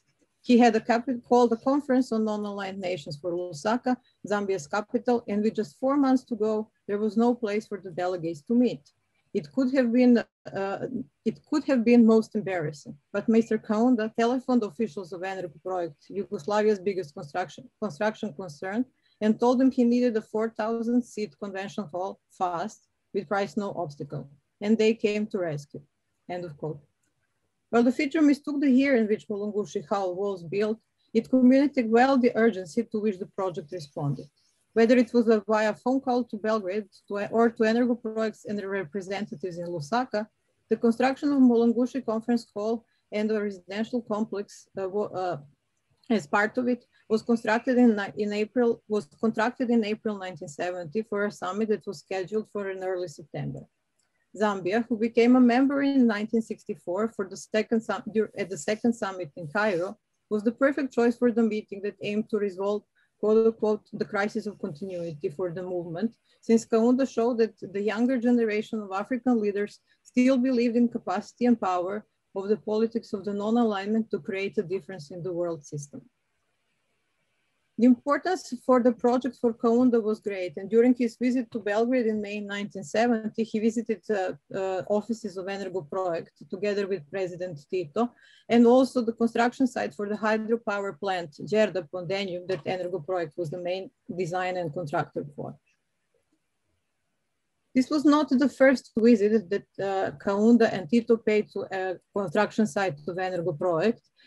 In 1968, two presidents visited the construction site for Kafue Gorge Dam, the most important project since independence for Zambia, for which both Yugoslavia and Energo Project were important underwriters, after the World Bank declined to invest in it, privileging to invest in the second phase of the Kiriba hydropower plant system Zambia was sharing with then apartheid Southern Rhodesia. But it would be wrong to say that the only reason why Energo Project was commissioned was close political friendship with Kaunda and Tito. At the moment when the project was needed, the largest construction company in Zambia was Energoproject's joint venture called ZECO, Zambia Engineering and Construction Company, founded in 1965, a year after Zambia's independence, and a few years before laws regulating such ventures of Yugoslav enterprises were passed by the Yugoslav parliament. And ZECO worked under the slogan, Zambian Company for Zambian People.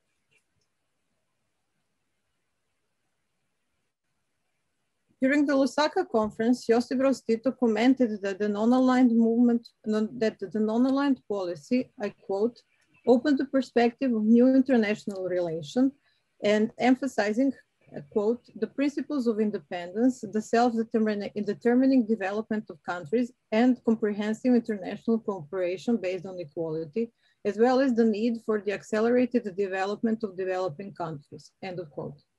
New diplomatic relations needed the new physical spaces in which to unfold, and what was the best way to support the building of economic connection than to materialize them in concrete, brick, and aluminum. These projects are among the most tangible materialization of the words and ideas that were often expressed and discussed during the summits, words such as modernization, industrialization, infrastructure, and the belief that with their existence, progress will surely follow.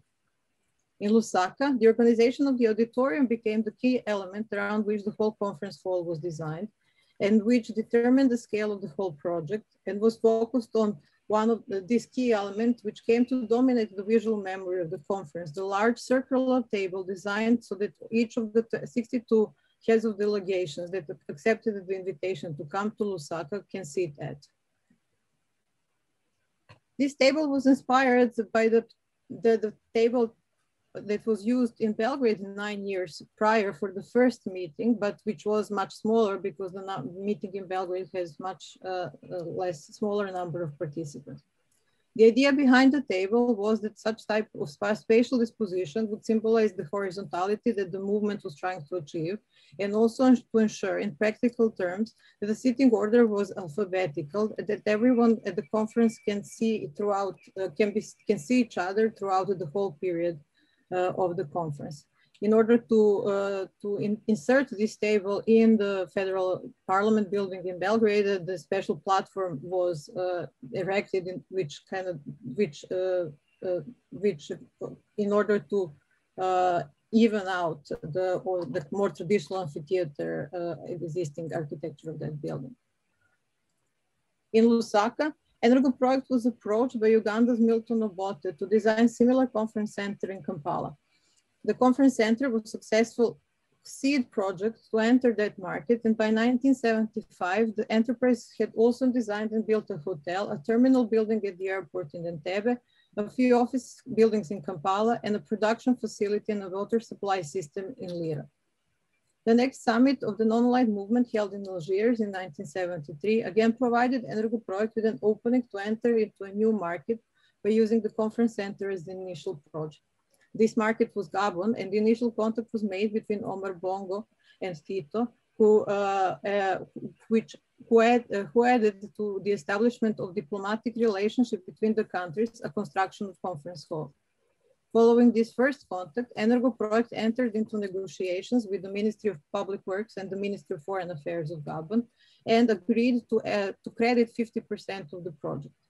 After the arrangement was made between Gabon and Energoproject, Bongo addressed Tito with a further request that Yugoslavia also fund the part of the project as a form of public assistance, which was approved because, I quote, a successful implementation of this project would open up further perspectives for our enterprises in this country, end of quote. And indeed, they were right, as this was the beginning of the presence of Energoproject and other Yugoslav enterprises in Gabon. What I'm showing briefly also is a Google image of the former site of the conference center, which was demolished in 2013 because the current president of Gabon wanted to make this into a golf resort and an exclusive hotel.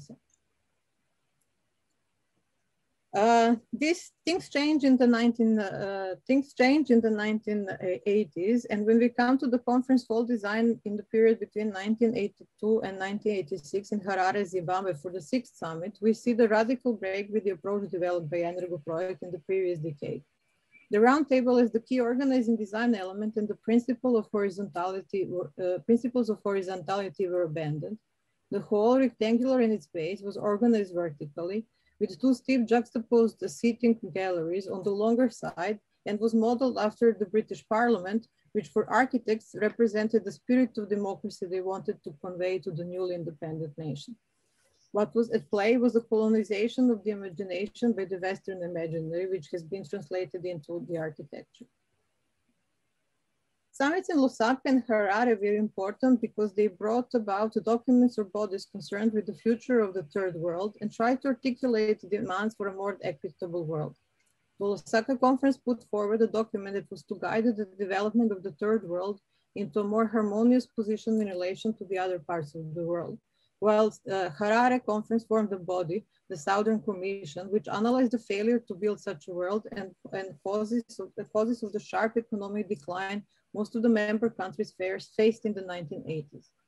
The non-aligned leaders decided to foster mutual cooperation and contribute to each other's social progress by utilizing complementaries between their respective resources and requirements, and in order to accelerate the economic growth and social development and thus fortify independence. The special imperative in this process was placed on the development of the infrastructure in the expanded sense, and even conference center and hotels were considered an infrastructure necessary for the integration of newly independent countries into the ranks of the quote-unquote serious nation states. However, the investment into infrastructure did not bring the future the authors of the Lusaka Declaration desired. Timothy Mitchell stressed how, I quote, infrastructures work on time, but not only in the ways we commonly assume. They introduce an interruption, a gap out of which the present extracts wealth from the future, end of the quote. In other words, infrastructures produce debt. So is there a closing argument to this story? The non-aligned movement still exists. The last meeting was held in 2019 in Baku, Azerbaijan, and even Energo Project, unlike many of its Yugoslav competitors and collaborators, managed to survive the devastation of privatization. The non-aligned movement can be seen as the conservative side of the anti-colonial struggles.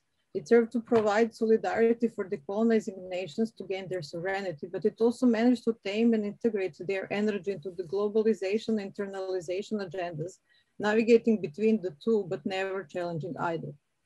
Ultimately, the vehicle of liberation also became the vehicle of integration into the indefensible system, precisely because of its undisputed belief in the possibility of the international public sphere to be constituted on the principles of equality by bracketing off the differences, and not insisting on liberation based on thinking in terms of difference. The non-aligned movement and its materialization through the work of Energo Project points both to the possibility and the necessity to think about internationalism and solidarity, about parameters not set by the capitalist nor socialist developmental agendas or progress predicated upon the idea of continuous growth. Looking at the Energo Project enables us to understand that it matters how things are done, and that just the experience of the South-South collaboration was not enough to raise different type of consciousness, and we did a different type of imaginary. And I'll stop. Super, Dubravka. Thank you so much. And the technology all worked, which is really good. And you, both you and Joanna, know how much cutting I had to do. So I'm glad I managed. I hopefully it stayed. Something stayed. And I didn't want to cut you off, but I couldn't remember how much more there was to go. But that was perfect. That was really great. And I mean, you know, beautifully embracing the contradictions, but also, you know, this whole idea of modernity. And I mean, I kind of wish I lived in a country where things got built on time. But that, you know, let's not dwell on that for the moment. Our next speaker is Jure Ramšak from the Science and Research Center in Koper in Slovenia. Shades of North-South Economic Detente, Non-Aligned Yugoslavia and Neutral Austria compared. And he's now going to show his own 15-minute and 57-second video.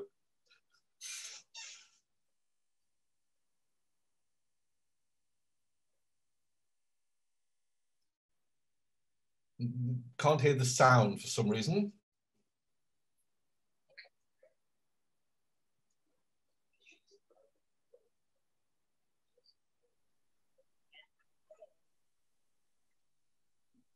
Still can't hear it, Jure. Can anyone else hear the sound? No, I think you can, when you click the share the screen, I don't know what's wrong. So yes, I'm sharing the screen. Yeah, but there is an advanced option which I didn't use, which if you click on a you can advanced sharing option that you can share audio from your computer as well. And where is this option? If you click, yeah, I think if you click on a smaller, on a kind of this little green triangle on the right and not on the big share screen button, but it is next to this. Share sound, okay. Yes. Brilliant. Yes. So we will start from the beginning, right? A very good place to start. Go ahead, Rob. Okay. Hi, dear colleagues. I wouldn't dare to lose any second of such carefully prepared and meticulously organized conference. So I would go straight to the question, why compare Yugoslavia and Austria in the context of the global economic reform of the 1970s and 1980s? International relations scholars would immediately think of the potential for a theoretical comparison between the international positions of one non-aligned and one neutral European country regarding a set of issues related to the global south. Such an analysis would be further warranted by the fact that in 1970, Yugoslavia's northern neighbor was granted guest status within the non-aligned movement.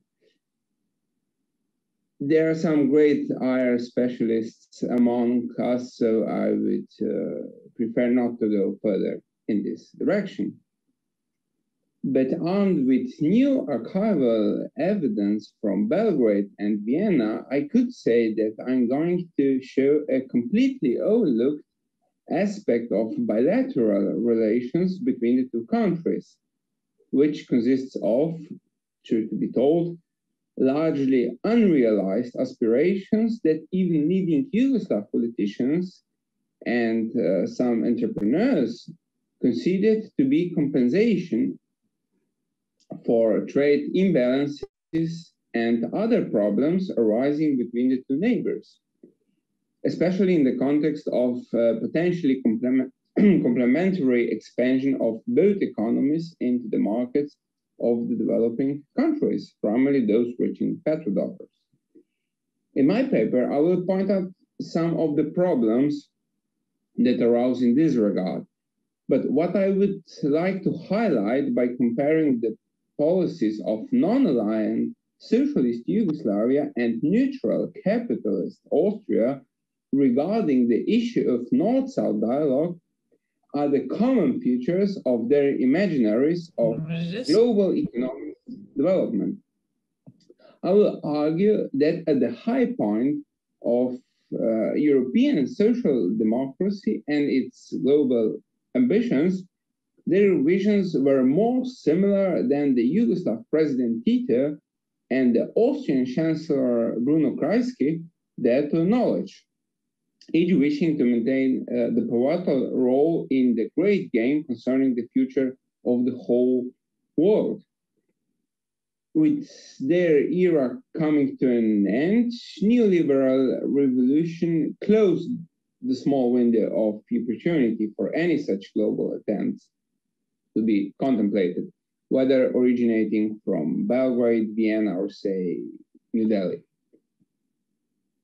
By comparing to the Austrian social democratic vision of a renewed world order, I hope to bring about a fresh understanding of the Yugoslav global strategy and its propensity for universal acceptability.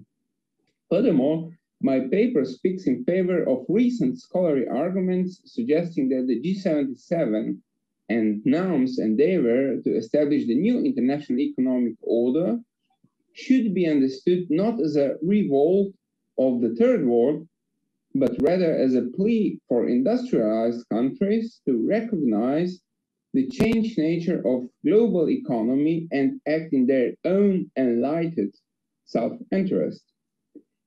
Rather than resorting to the language of radicalism, Tito and the whole echelon of Yugoslav officials aim to present themselves as forerunners in this process of enlightenment, and do that almost without any use of Marxist notions. The manifestly inclusive Yugoslav approaches and just slightly less obvious Austrian ones could have been the epitome of what Marx, Kalinowski, and Maung call trans-ideological integrative globalization. What is more, Kreisky's Austria and Tito's Yugoslavia appeared similar in the eyes of the leaders of the Global South, namely as initiators of new patterns of economic cooperation between industrialized and developing countries. The latter, by and large, concerned with catching up with the future, so to speak, with industrial and agricultural modernity. The question of whether it would be more collectivistic or more capitalistic being put off until that future has finally been caught. From the early 60s onwards, Yugoslavia, as the only major European member of the G77 and now, mirrored the identity of developing countries and even established itself within the international community as their spokesperson. The most receptive interlocutor among the capitalist country in this dialogue was the so-called like-minded group of middle powers that had sought to moderate the opposition of the major OECD countries to the G77. The Netherlands, Norway, and Sweden were the founding members of this not particularly coherent group of like-minded countries, which Austria joined in 1977. The international positions of Austria and Yugoslavia during the peak period of global reform attempts therefore reflect a unique inverted picture. The two neighbors, each remaining in the ranks of one's own club, nevertheless commanded a broader view and showed greater understanding towards a compromise reform than most of their respective allies. Austria acquired that thanks to its guest status in the NAM, and Yugoslavia through its associate status in the OECD and its close relations with the European Economic Community. As Joanna Bachmann shows, Yugoslav economists turned diplomats in their various functions as high-level officials at the World Bank, IMF, UNCTAD, and other international organizations made their contribution to the discussion of mutually beneficial war trade, regularly combining Karl Marx with Western European and American neoclassical theory. Contrary to some prominent third worldists, they emphasize the vital importance of financial and technological currents between the global north and the global south. Delinking and isolation would have consigned the developing countries to failure. Instead, a truly free market would remedy the situation of neo-colonial dependency. Conceived as a mixture of outward and inward-looking strategies, the Yugoslav normative approach towards development combined organic domestic development with trade-oriented economic complementarity on regional and global levels. The priorities were setting up the basic infrastructure, a food processing industry relying on local agriculture, light industry able to meet rising domestic consumer demands, and a general increase in labor productivity. In Austria, the logical basis that guided Kreisky was an eclectic vision of global development, which included social democratic reformism mixed with Rostov's theory of modernization. Convinced of the impossibility of solving structural problems by following the logic of market automatism and of the need for an ambitious multilateral political initiative, Kreisky, in his so-called Marshall Plan for the Third World, advocated that the redistribution model known at the national levels in some of the most developed countries should be transposed to the global level. This would by no means be an act of pure solidarity, rather a way to also generate future consumers of products from developed countries. Austria was relatively quick to integrate into its legal order some mechanisms proposed by the UNCTAD. Major Austrian engineering companies advertised on the very covers of their brochures that they cooperated closely with TUNIDO, for example. At the same time, Yugoslav entrepreneurs boasted references, knowledge of the market, wide networks of their representative offices around the global south, all the while considering certain Austrian companies as technological leaders in their industries. Although concrete project proposals had been on the table during political talks at the highest level, and Chancellor Kreisky himself had proposed establishing a partnership to jointly appear in third markets by the early 1980s, these intents materialized in very limited numbers. According to analysts at the Austrian Foreign Ministry, Yugoslavia identified itself as much as possible with the standpoint of the Third World, while Austria, as an industrialized country, adopted a distinct approach. Yet a common understanding of the requirements of UNCTAD and TUNIDO already proves that in the years of the greatest willingness for international economic reform, their perspectives were not that different. Their positions converged particularly in the late 1970s, when resistance to the reconstruction of the global economic system strengthened among the major Western countries, and Yugoslavia grew increasingly moderate and realistic in its proposals. Yugoslavs did express some reservation about the establishment of the Brand Commission, but their criticism was directed more towards the issue of tactical approach rather than dogmatic issues. They certainly did not share the Soviet opinion that the efforts of European social democracy merely served to pave the way for capitalism to advance into the global south. The Yugoslav officials resigned to the realization that international economic relations, unlike domestic society, could not be based on socialist self-management relations, except in the very long run, maybe. The NIO was in any case another proof of the possibility of active coexistence, through which they believed the whole world would move in the direction of progressive development. The differences between a socialist path and a social democratically adapted capitalist path to universally understood notion of industrial and agricultural modernity had virtually faded away.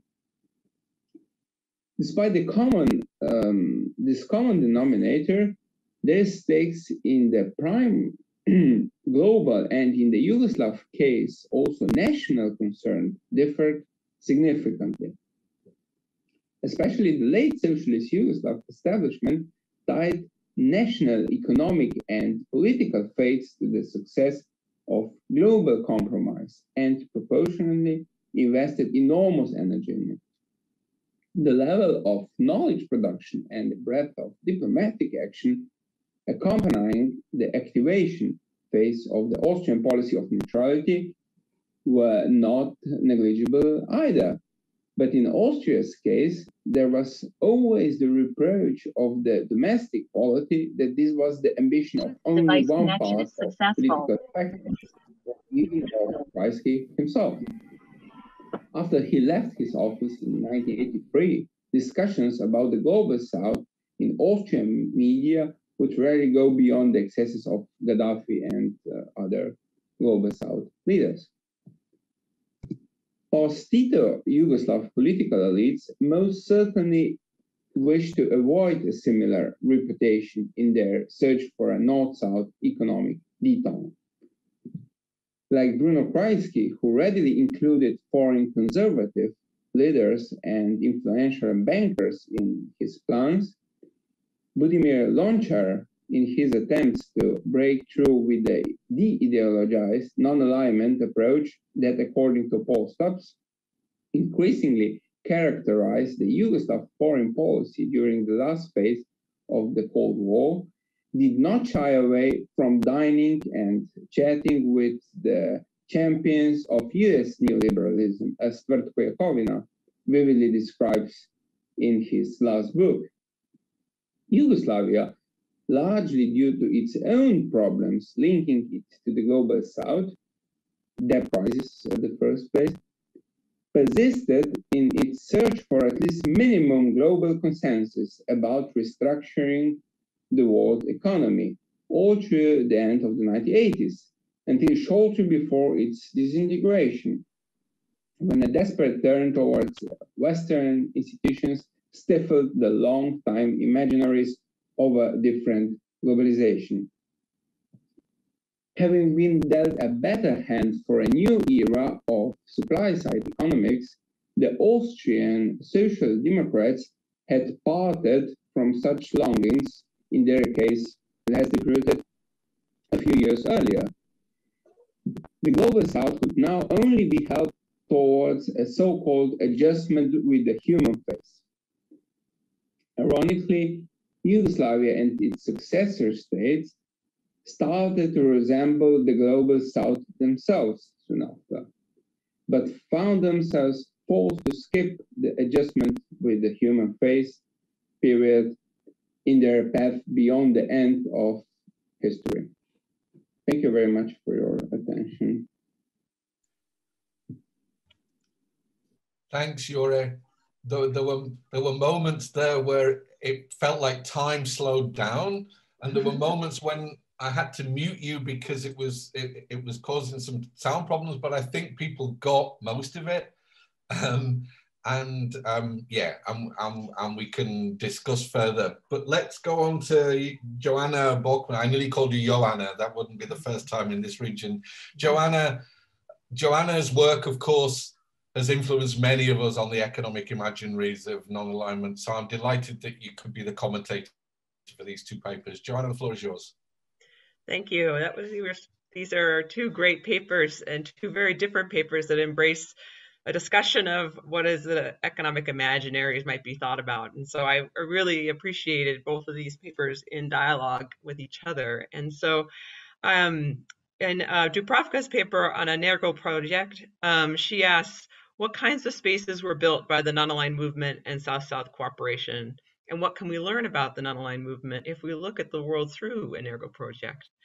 And she brings up these, I mean, of course, the images are just great. Those are spectacular images.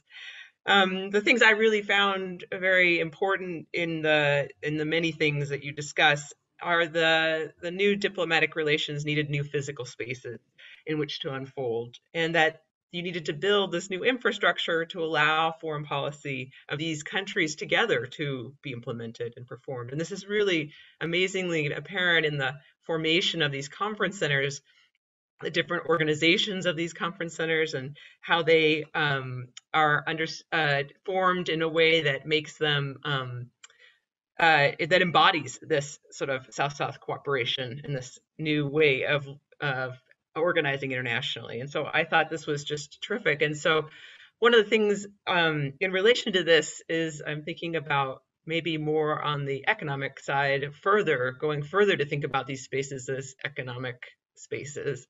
And I'll come back to that in just a second.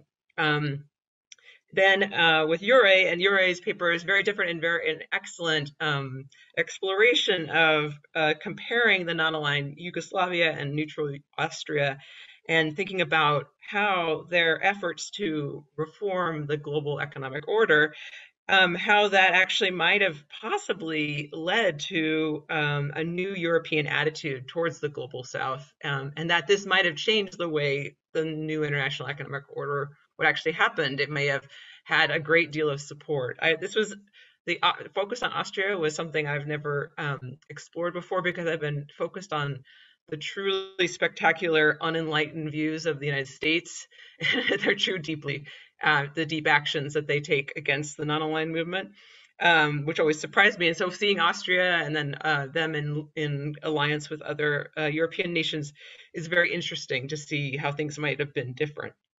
And so in both these cases, I want to talk about a little bit about some of the economic aspects that are brought up.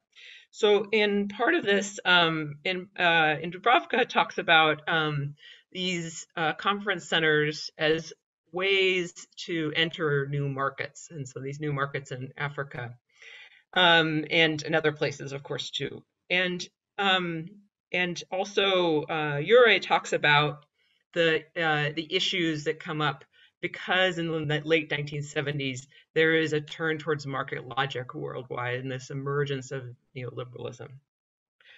I want to say that I want to we should be careful about when we talk about markets and their association with neoliberalism. Because in the case, if we think about in the case of the non-aligned movement, in fact, the finding of new markets actually can be a highly revolutionary step. It can be a way to create an anti-colonial global economy. And so the forming of new markets, it shouldn't be seen as sort of capitalist or sort of speculative finance or something like that. But in fact, the finding of economic common interests is something that actually could be seen as celebrated. And in fact, it should be seen as in opposition to philanthropy. People in philanthropy don't have an economic interest in other people. They do, but the philanthropy is seen as somehow it was very hierarchical. And so if we think about new markets, we can see them possibly as part of the non-aligned movement.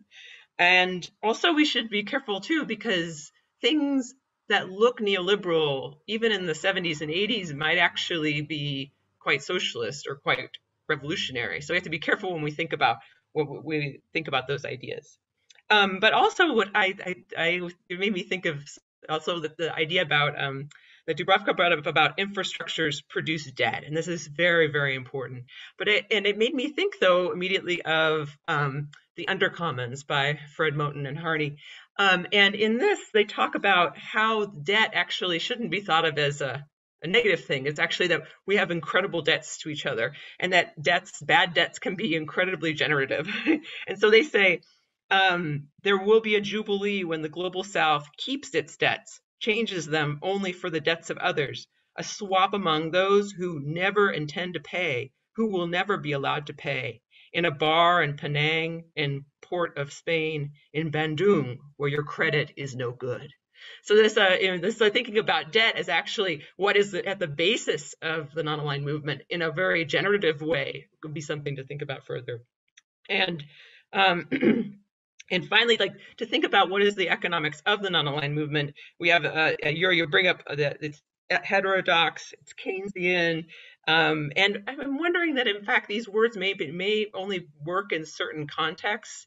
In fact, in the non-aligned movement, many non-aligned people were leaders in the United Nations and leaders in the World Bank. And so whether they're orthodox or not, and it's something to think about whether these terms help us.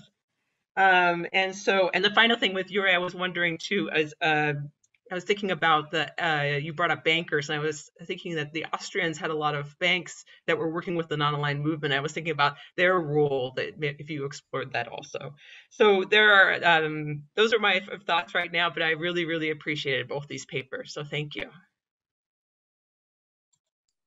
Excellent, Joanna, thank you. And again, on the multiplicity of discourses and discourses in context, and yes, that what might look neoliberal could be something else, and that's really helpful. So there's lots of things there.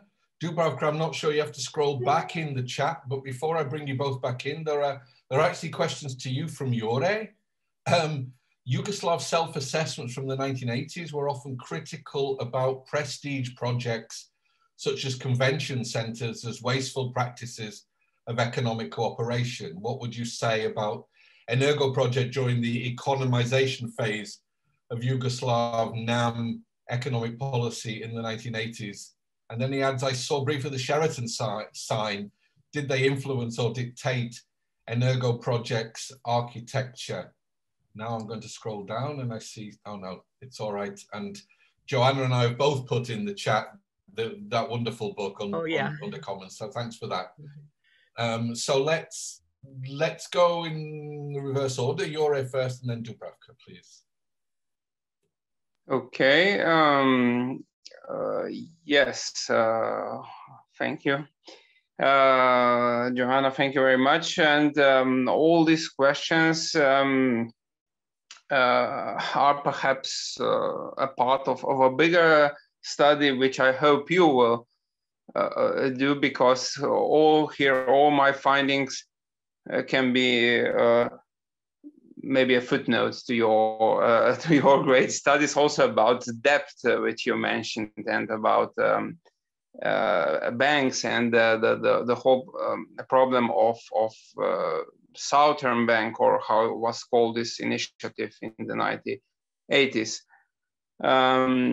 I don't know if Austrian bankers were involved very much in it, but they were not that rich, I think, back then in the 70s and 80s, because both of them, I mean, if one looks documents in Vienna or in Belgrade, both had the same concerns. Namely, we don't have money. We have to ask UN agencies or other sources. And of course, banks were also among them, the Inter-American Bank and so on. So Austrian banks were not mentioned directly in connection with some Yugoslav proposals. More the Austrian engineering companies, because some of them were really compatible with, let's say, Energo project or others. It's was the first question maybe I didn't answer, Joanna? Yeah, I can't remember my first question, but I just had about one more other question. Did they use the word global economic reform? Did they use that? Is that the word the Austrians used as reform? Well, also, yes, not only this word, perhaps they were speaking, Kreisky was speaking about this Marshall Plan for the Third World, and they somehow they were going back to the original Marshall Plan and preparing some exhibitions and so on, which were touring the Austria in order to prepare Austrian public for this bigger initiative. And the Marshall Plan was the main reference.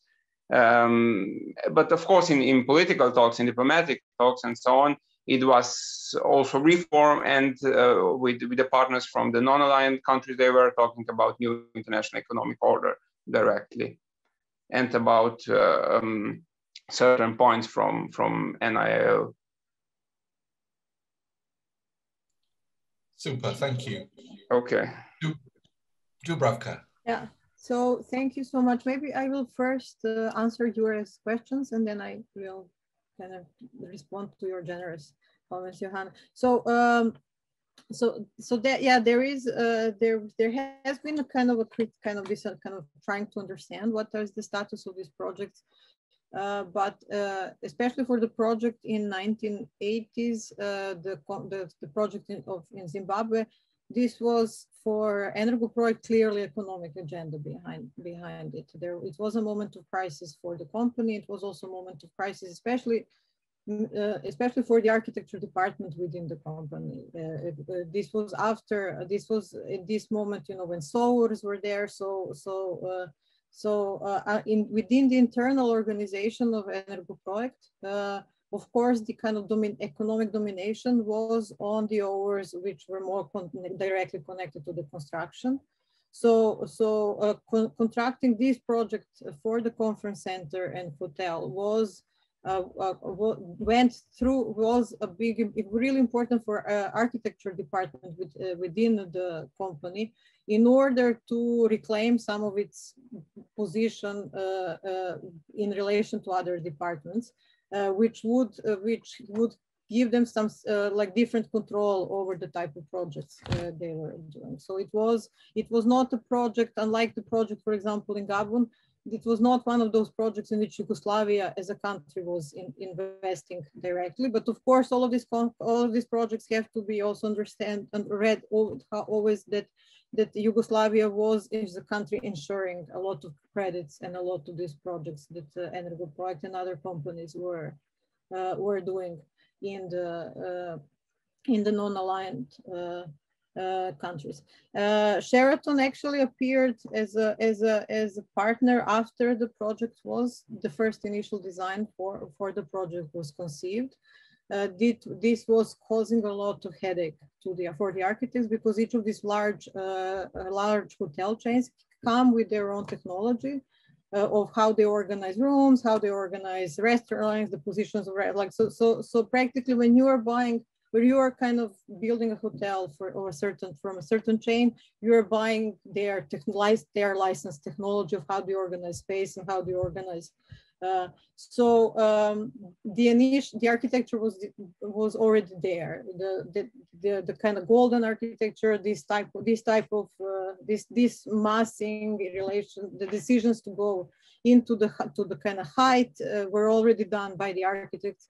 So what they had to do was to redesign inside of the building, this to accommodate to the changes of that Sheraton, unlike the original design they had, has a big central kitchen and not small central kitchens. There was no a program as such that was given from those who are commissioning to the architects, and this was something that was often the case in a lot of these projects, that there was just an idea that there should be a fair, there should be a conference center, but what is the program was a lot on the sides of architects and the company. So in this particular case, Energo Project was as a construction company which was working on the construction of Intercontinental Hotel that was part of Sava Center complex in Belgrade.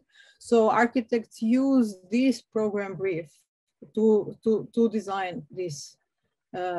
To program and to start develop this company. And what is also here interesting is that Dragoljub Bakic, who was the architect of together with Ljiljana Bakic, architect of the project, was actually acquisition acquisition manager. He was the one who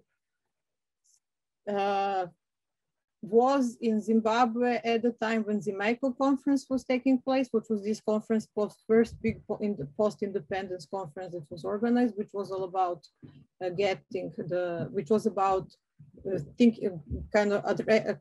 attracting investment into Zimbabwe precisely. And during this, he realized this is a really good opportunity for someone from Energo Project to be there, and then he found the kind of that this could be a project they can push for.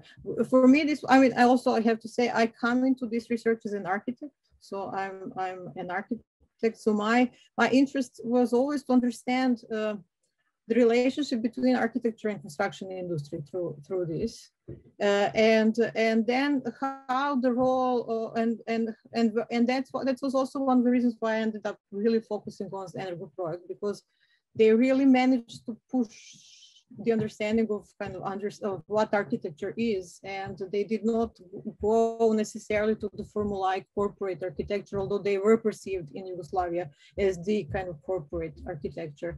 Yeah, and I'm really happy, Rana, that you are kind of bringing Moten and Harney. That book is one of the most, I think that's the book that has been one of the most influential books in my not just my work, just like who am I as a person in the world.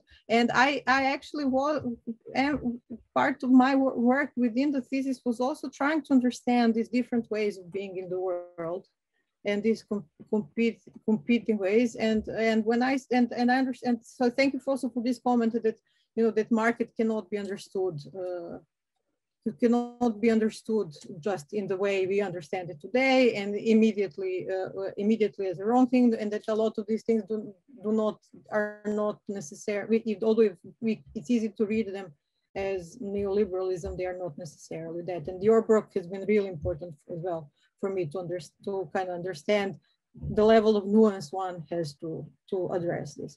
But what I was trying to do also is to understand how this consciousness, which I'm kind of, you know, taking from Sylvia Winter, taking from various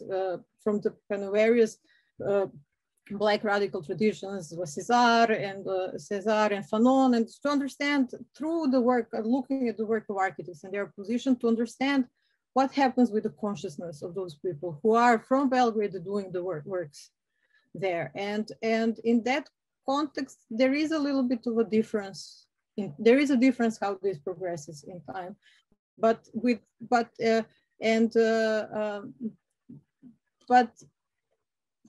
it's really difficult because I think they were more successful. It would be easier to see how this was dominantly from mid-70s onwards, really a capitalist way of looking at these markets. Energoprojekt had a concession for one of the Energoprojekt's ventures in Gabon was, for example, a concession for forest. So it was kind of an extractive, they were trying to kind of get into the extractivist economy. They were trying to get into this, and this changes with time. And this becomes like really, by when we come to the 1980s, there is clearly much less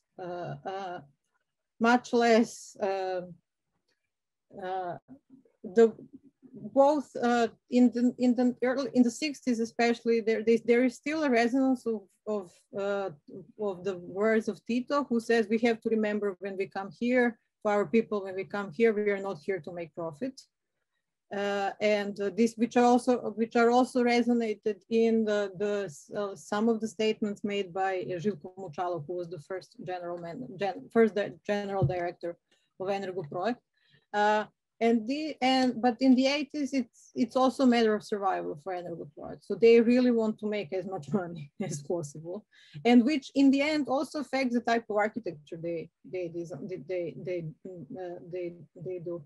But I have to think this question of this to kind of my thing with this concept of that, not just like with the depth and everything, is that I really think that I want to make problem of modernism as the type of kind of as that, and that this impossibility to decouple modernism from coloniality as the conceptualization, and to trouble this, and that ultimately in that context I'm not sure whether yes, this is a bad debt that, you know, the Jubilee should come and the bad debt should, but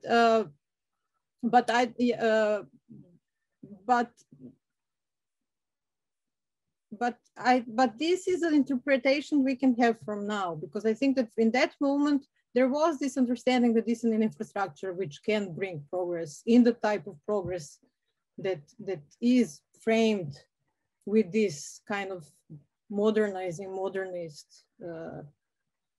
horizon in the mind, which is in a way bound to the idea of Vitruvian man, if what Sylvia Winter calls Vitruvian man. Super, thank you. I don't see any more questions, which is weird. I propose we keep going another 5 minutes if everyone's willing. And I mean, I wanted to ask all three of you, because it seems to me there's so much going on here around three moments. You know, one is kind of the oil crises, which really made a kind of difference. Oh, sorry, Boyana, I see you have a question. Go. I'll just finish. So it's the oil crises, it's the movement away from the UN to the international financial institutions where the real power is, and it's that moment away from kind of real capitalism whatever that means, to financial capitalism. And so that kind of, those three things come together in ways that were very difficult, I think, then for Yugoslav political economy. But Bojana, please ask a question. My question was very much in the line of this what you're asking, which is how do we look at the economy of NAM outside of the economy, global economy that's on the rise, and the rise of capitalist economy in its post oil crisis moment.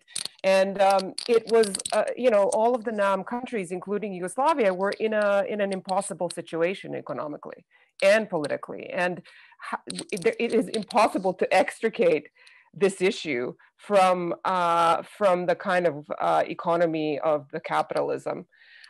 Just as it was always, the decolonial projects were always difficult because they were always coming into a capitalist imperialist form. They were always having to contend with those. And the neo-colonial new imperialism now is a good example of that, right? How things have been, you know, retreating back into their older forms. So to me, it is impossible to talk about NAM and economy and political economy and Yugoslavia's role in it without considering capitalism at this point. I mean, I can respond. Yeah, I would actually, I agree completely with you, Juan, and I actually want to propose that we cannot think at all now, not just after oil crisis, but even before, because it tied itself so much to the UN. Because, and I'm really there think, you know, that like Fanon already in Dying Colonialism, I think, points that, you know, that UN is an imperial structure, and that it is that one has to at least, you know, not trust it, and then on the symbolic level, the decision, Kaunda was during Lusaka declaration, the Lusaka conference, trying to push that there should be an independent seat for non-aligned movement. So I think that this was inspired by the kind of permanent seat of Organization of African Unity, and so he was arguing for this type of, that was not accepted, and Jürgen Dinkel's books kind of really shows that what were the discussions there. That one of the things was recognition of the kind of this kind of longer term chairperson, but this was not accepted because this is what Jürgen Dinkel writes, that this would have been seen as a kind of block type of formation, which was so even infrastructurally non-aligned movement were tied the most to the UN building physically. So like, you know, if we are going to, like, maybe the most kind of symbolic place material for a non-aligned movement is the UN building in Manhattan. Energoprojekt had a representative office in New York, precisely because that was the easiest place to lobby and argue for a lot of projects, because of the fluctuation of the politicians from Africa with whom they were in discussion. So I think that that this is really important. I think to kind of really consider to that like non-alignment had elements of a lot of things, but it was not Pan-Africanism, and it was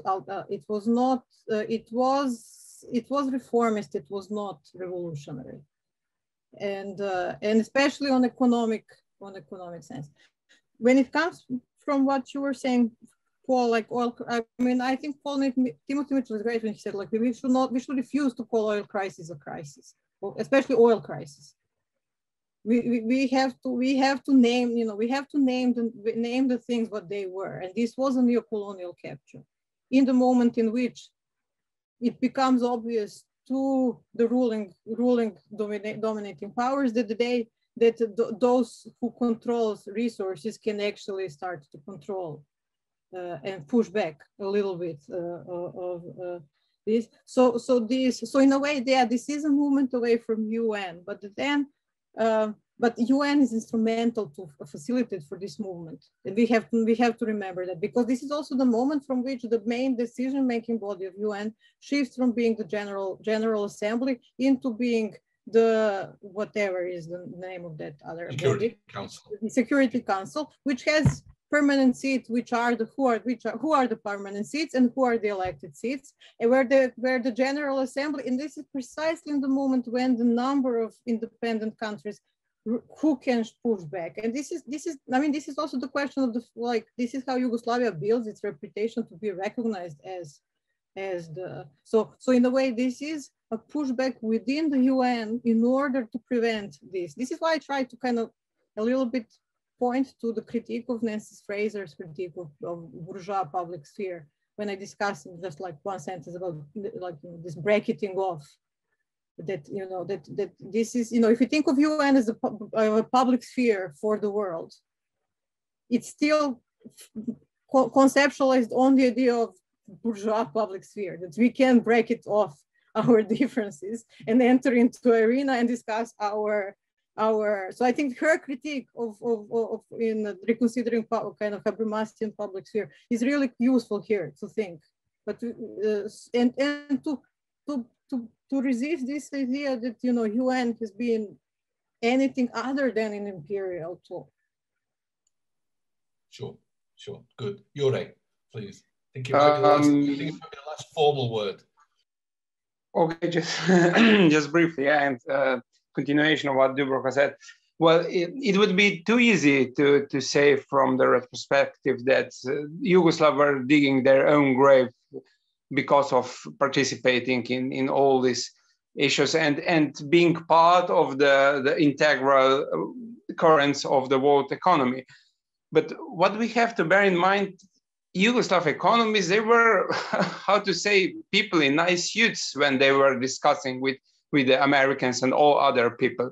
When they went to the conference sponsored this Association of Economists of the Third World, sponsored by Cuba, they were expelled from this session practically, because they said, well, you are not part of us. You are not Third World economists. From the perspective of radicals. So, of course, I totally agree. Yugoslavia was, for the whole period, practically a part of the mainstream, practically, of what Augustine brilliantly said, development was order of the day or order of the decade or 2 decades, maybe. And Yugoslavs wanted to be part of that, but the idea of development or the global economy changed profoundly from the 70s to the 80s, and then, as Joanna would probably confirm me. Okay, perhaps we are now.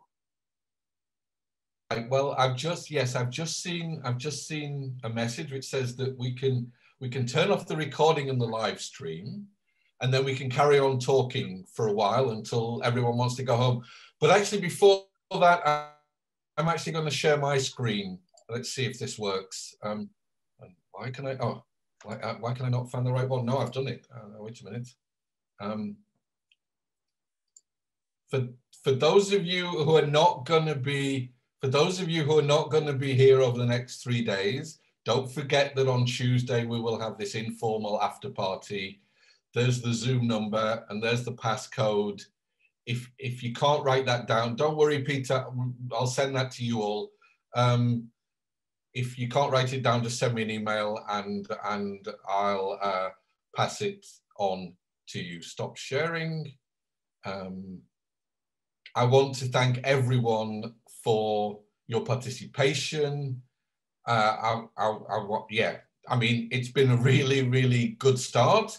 Tomorrow we move into issues around pragmatism and realism around the internationalist project of non-alignment with Peter Willits, who's here, Chiara Bonfiglioli, who's here, Tvrtko Jakovina, who's here, Gal Kian, who's here, with our commentators, Koli Kilobardo, who's also here, and Vladimir Ronkovsky Koritsa, who was here.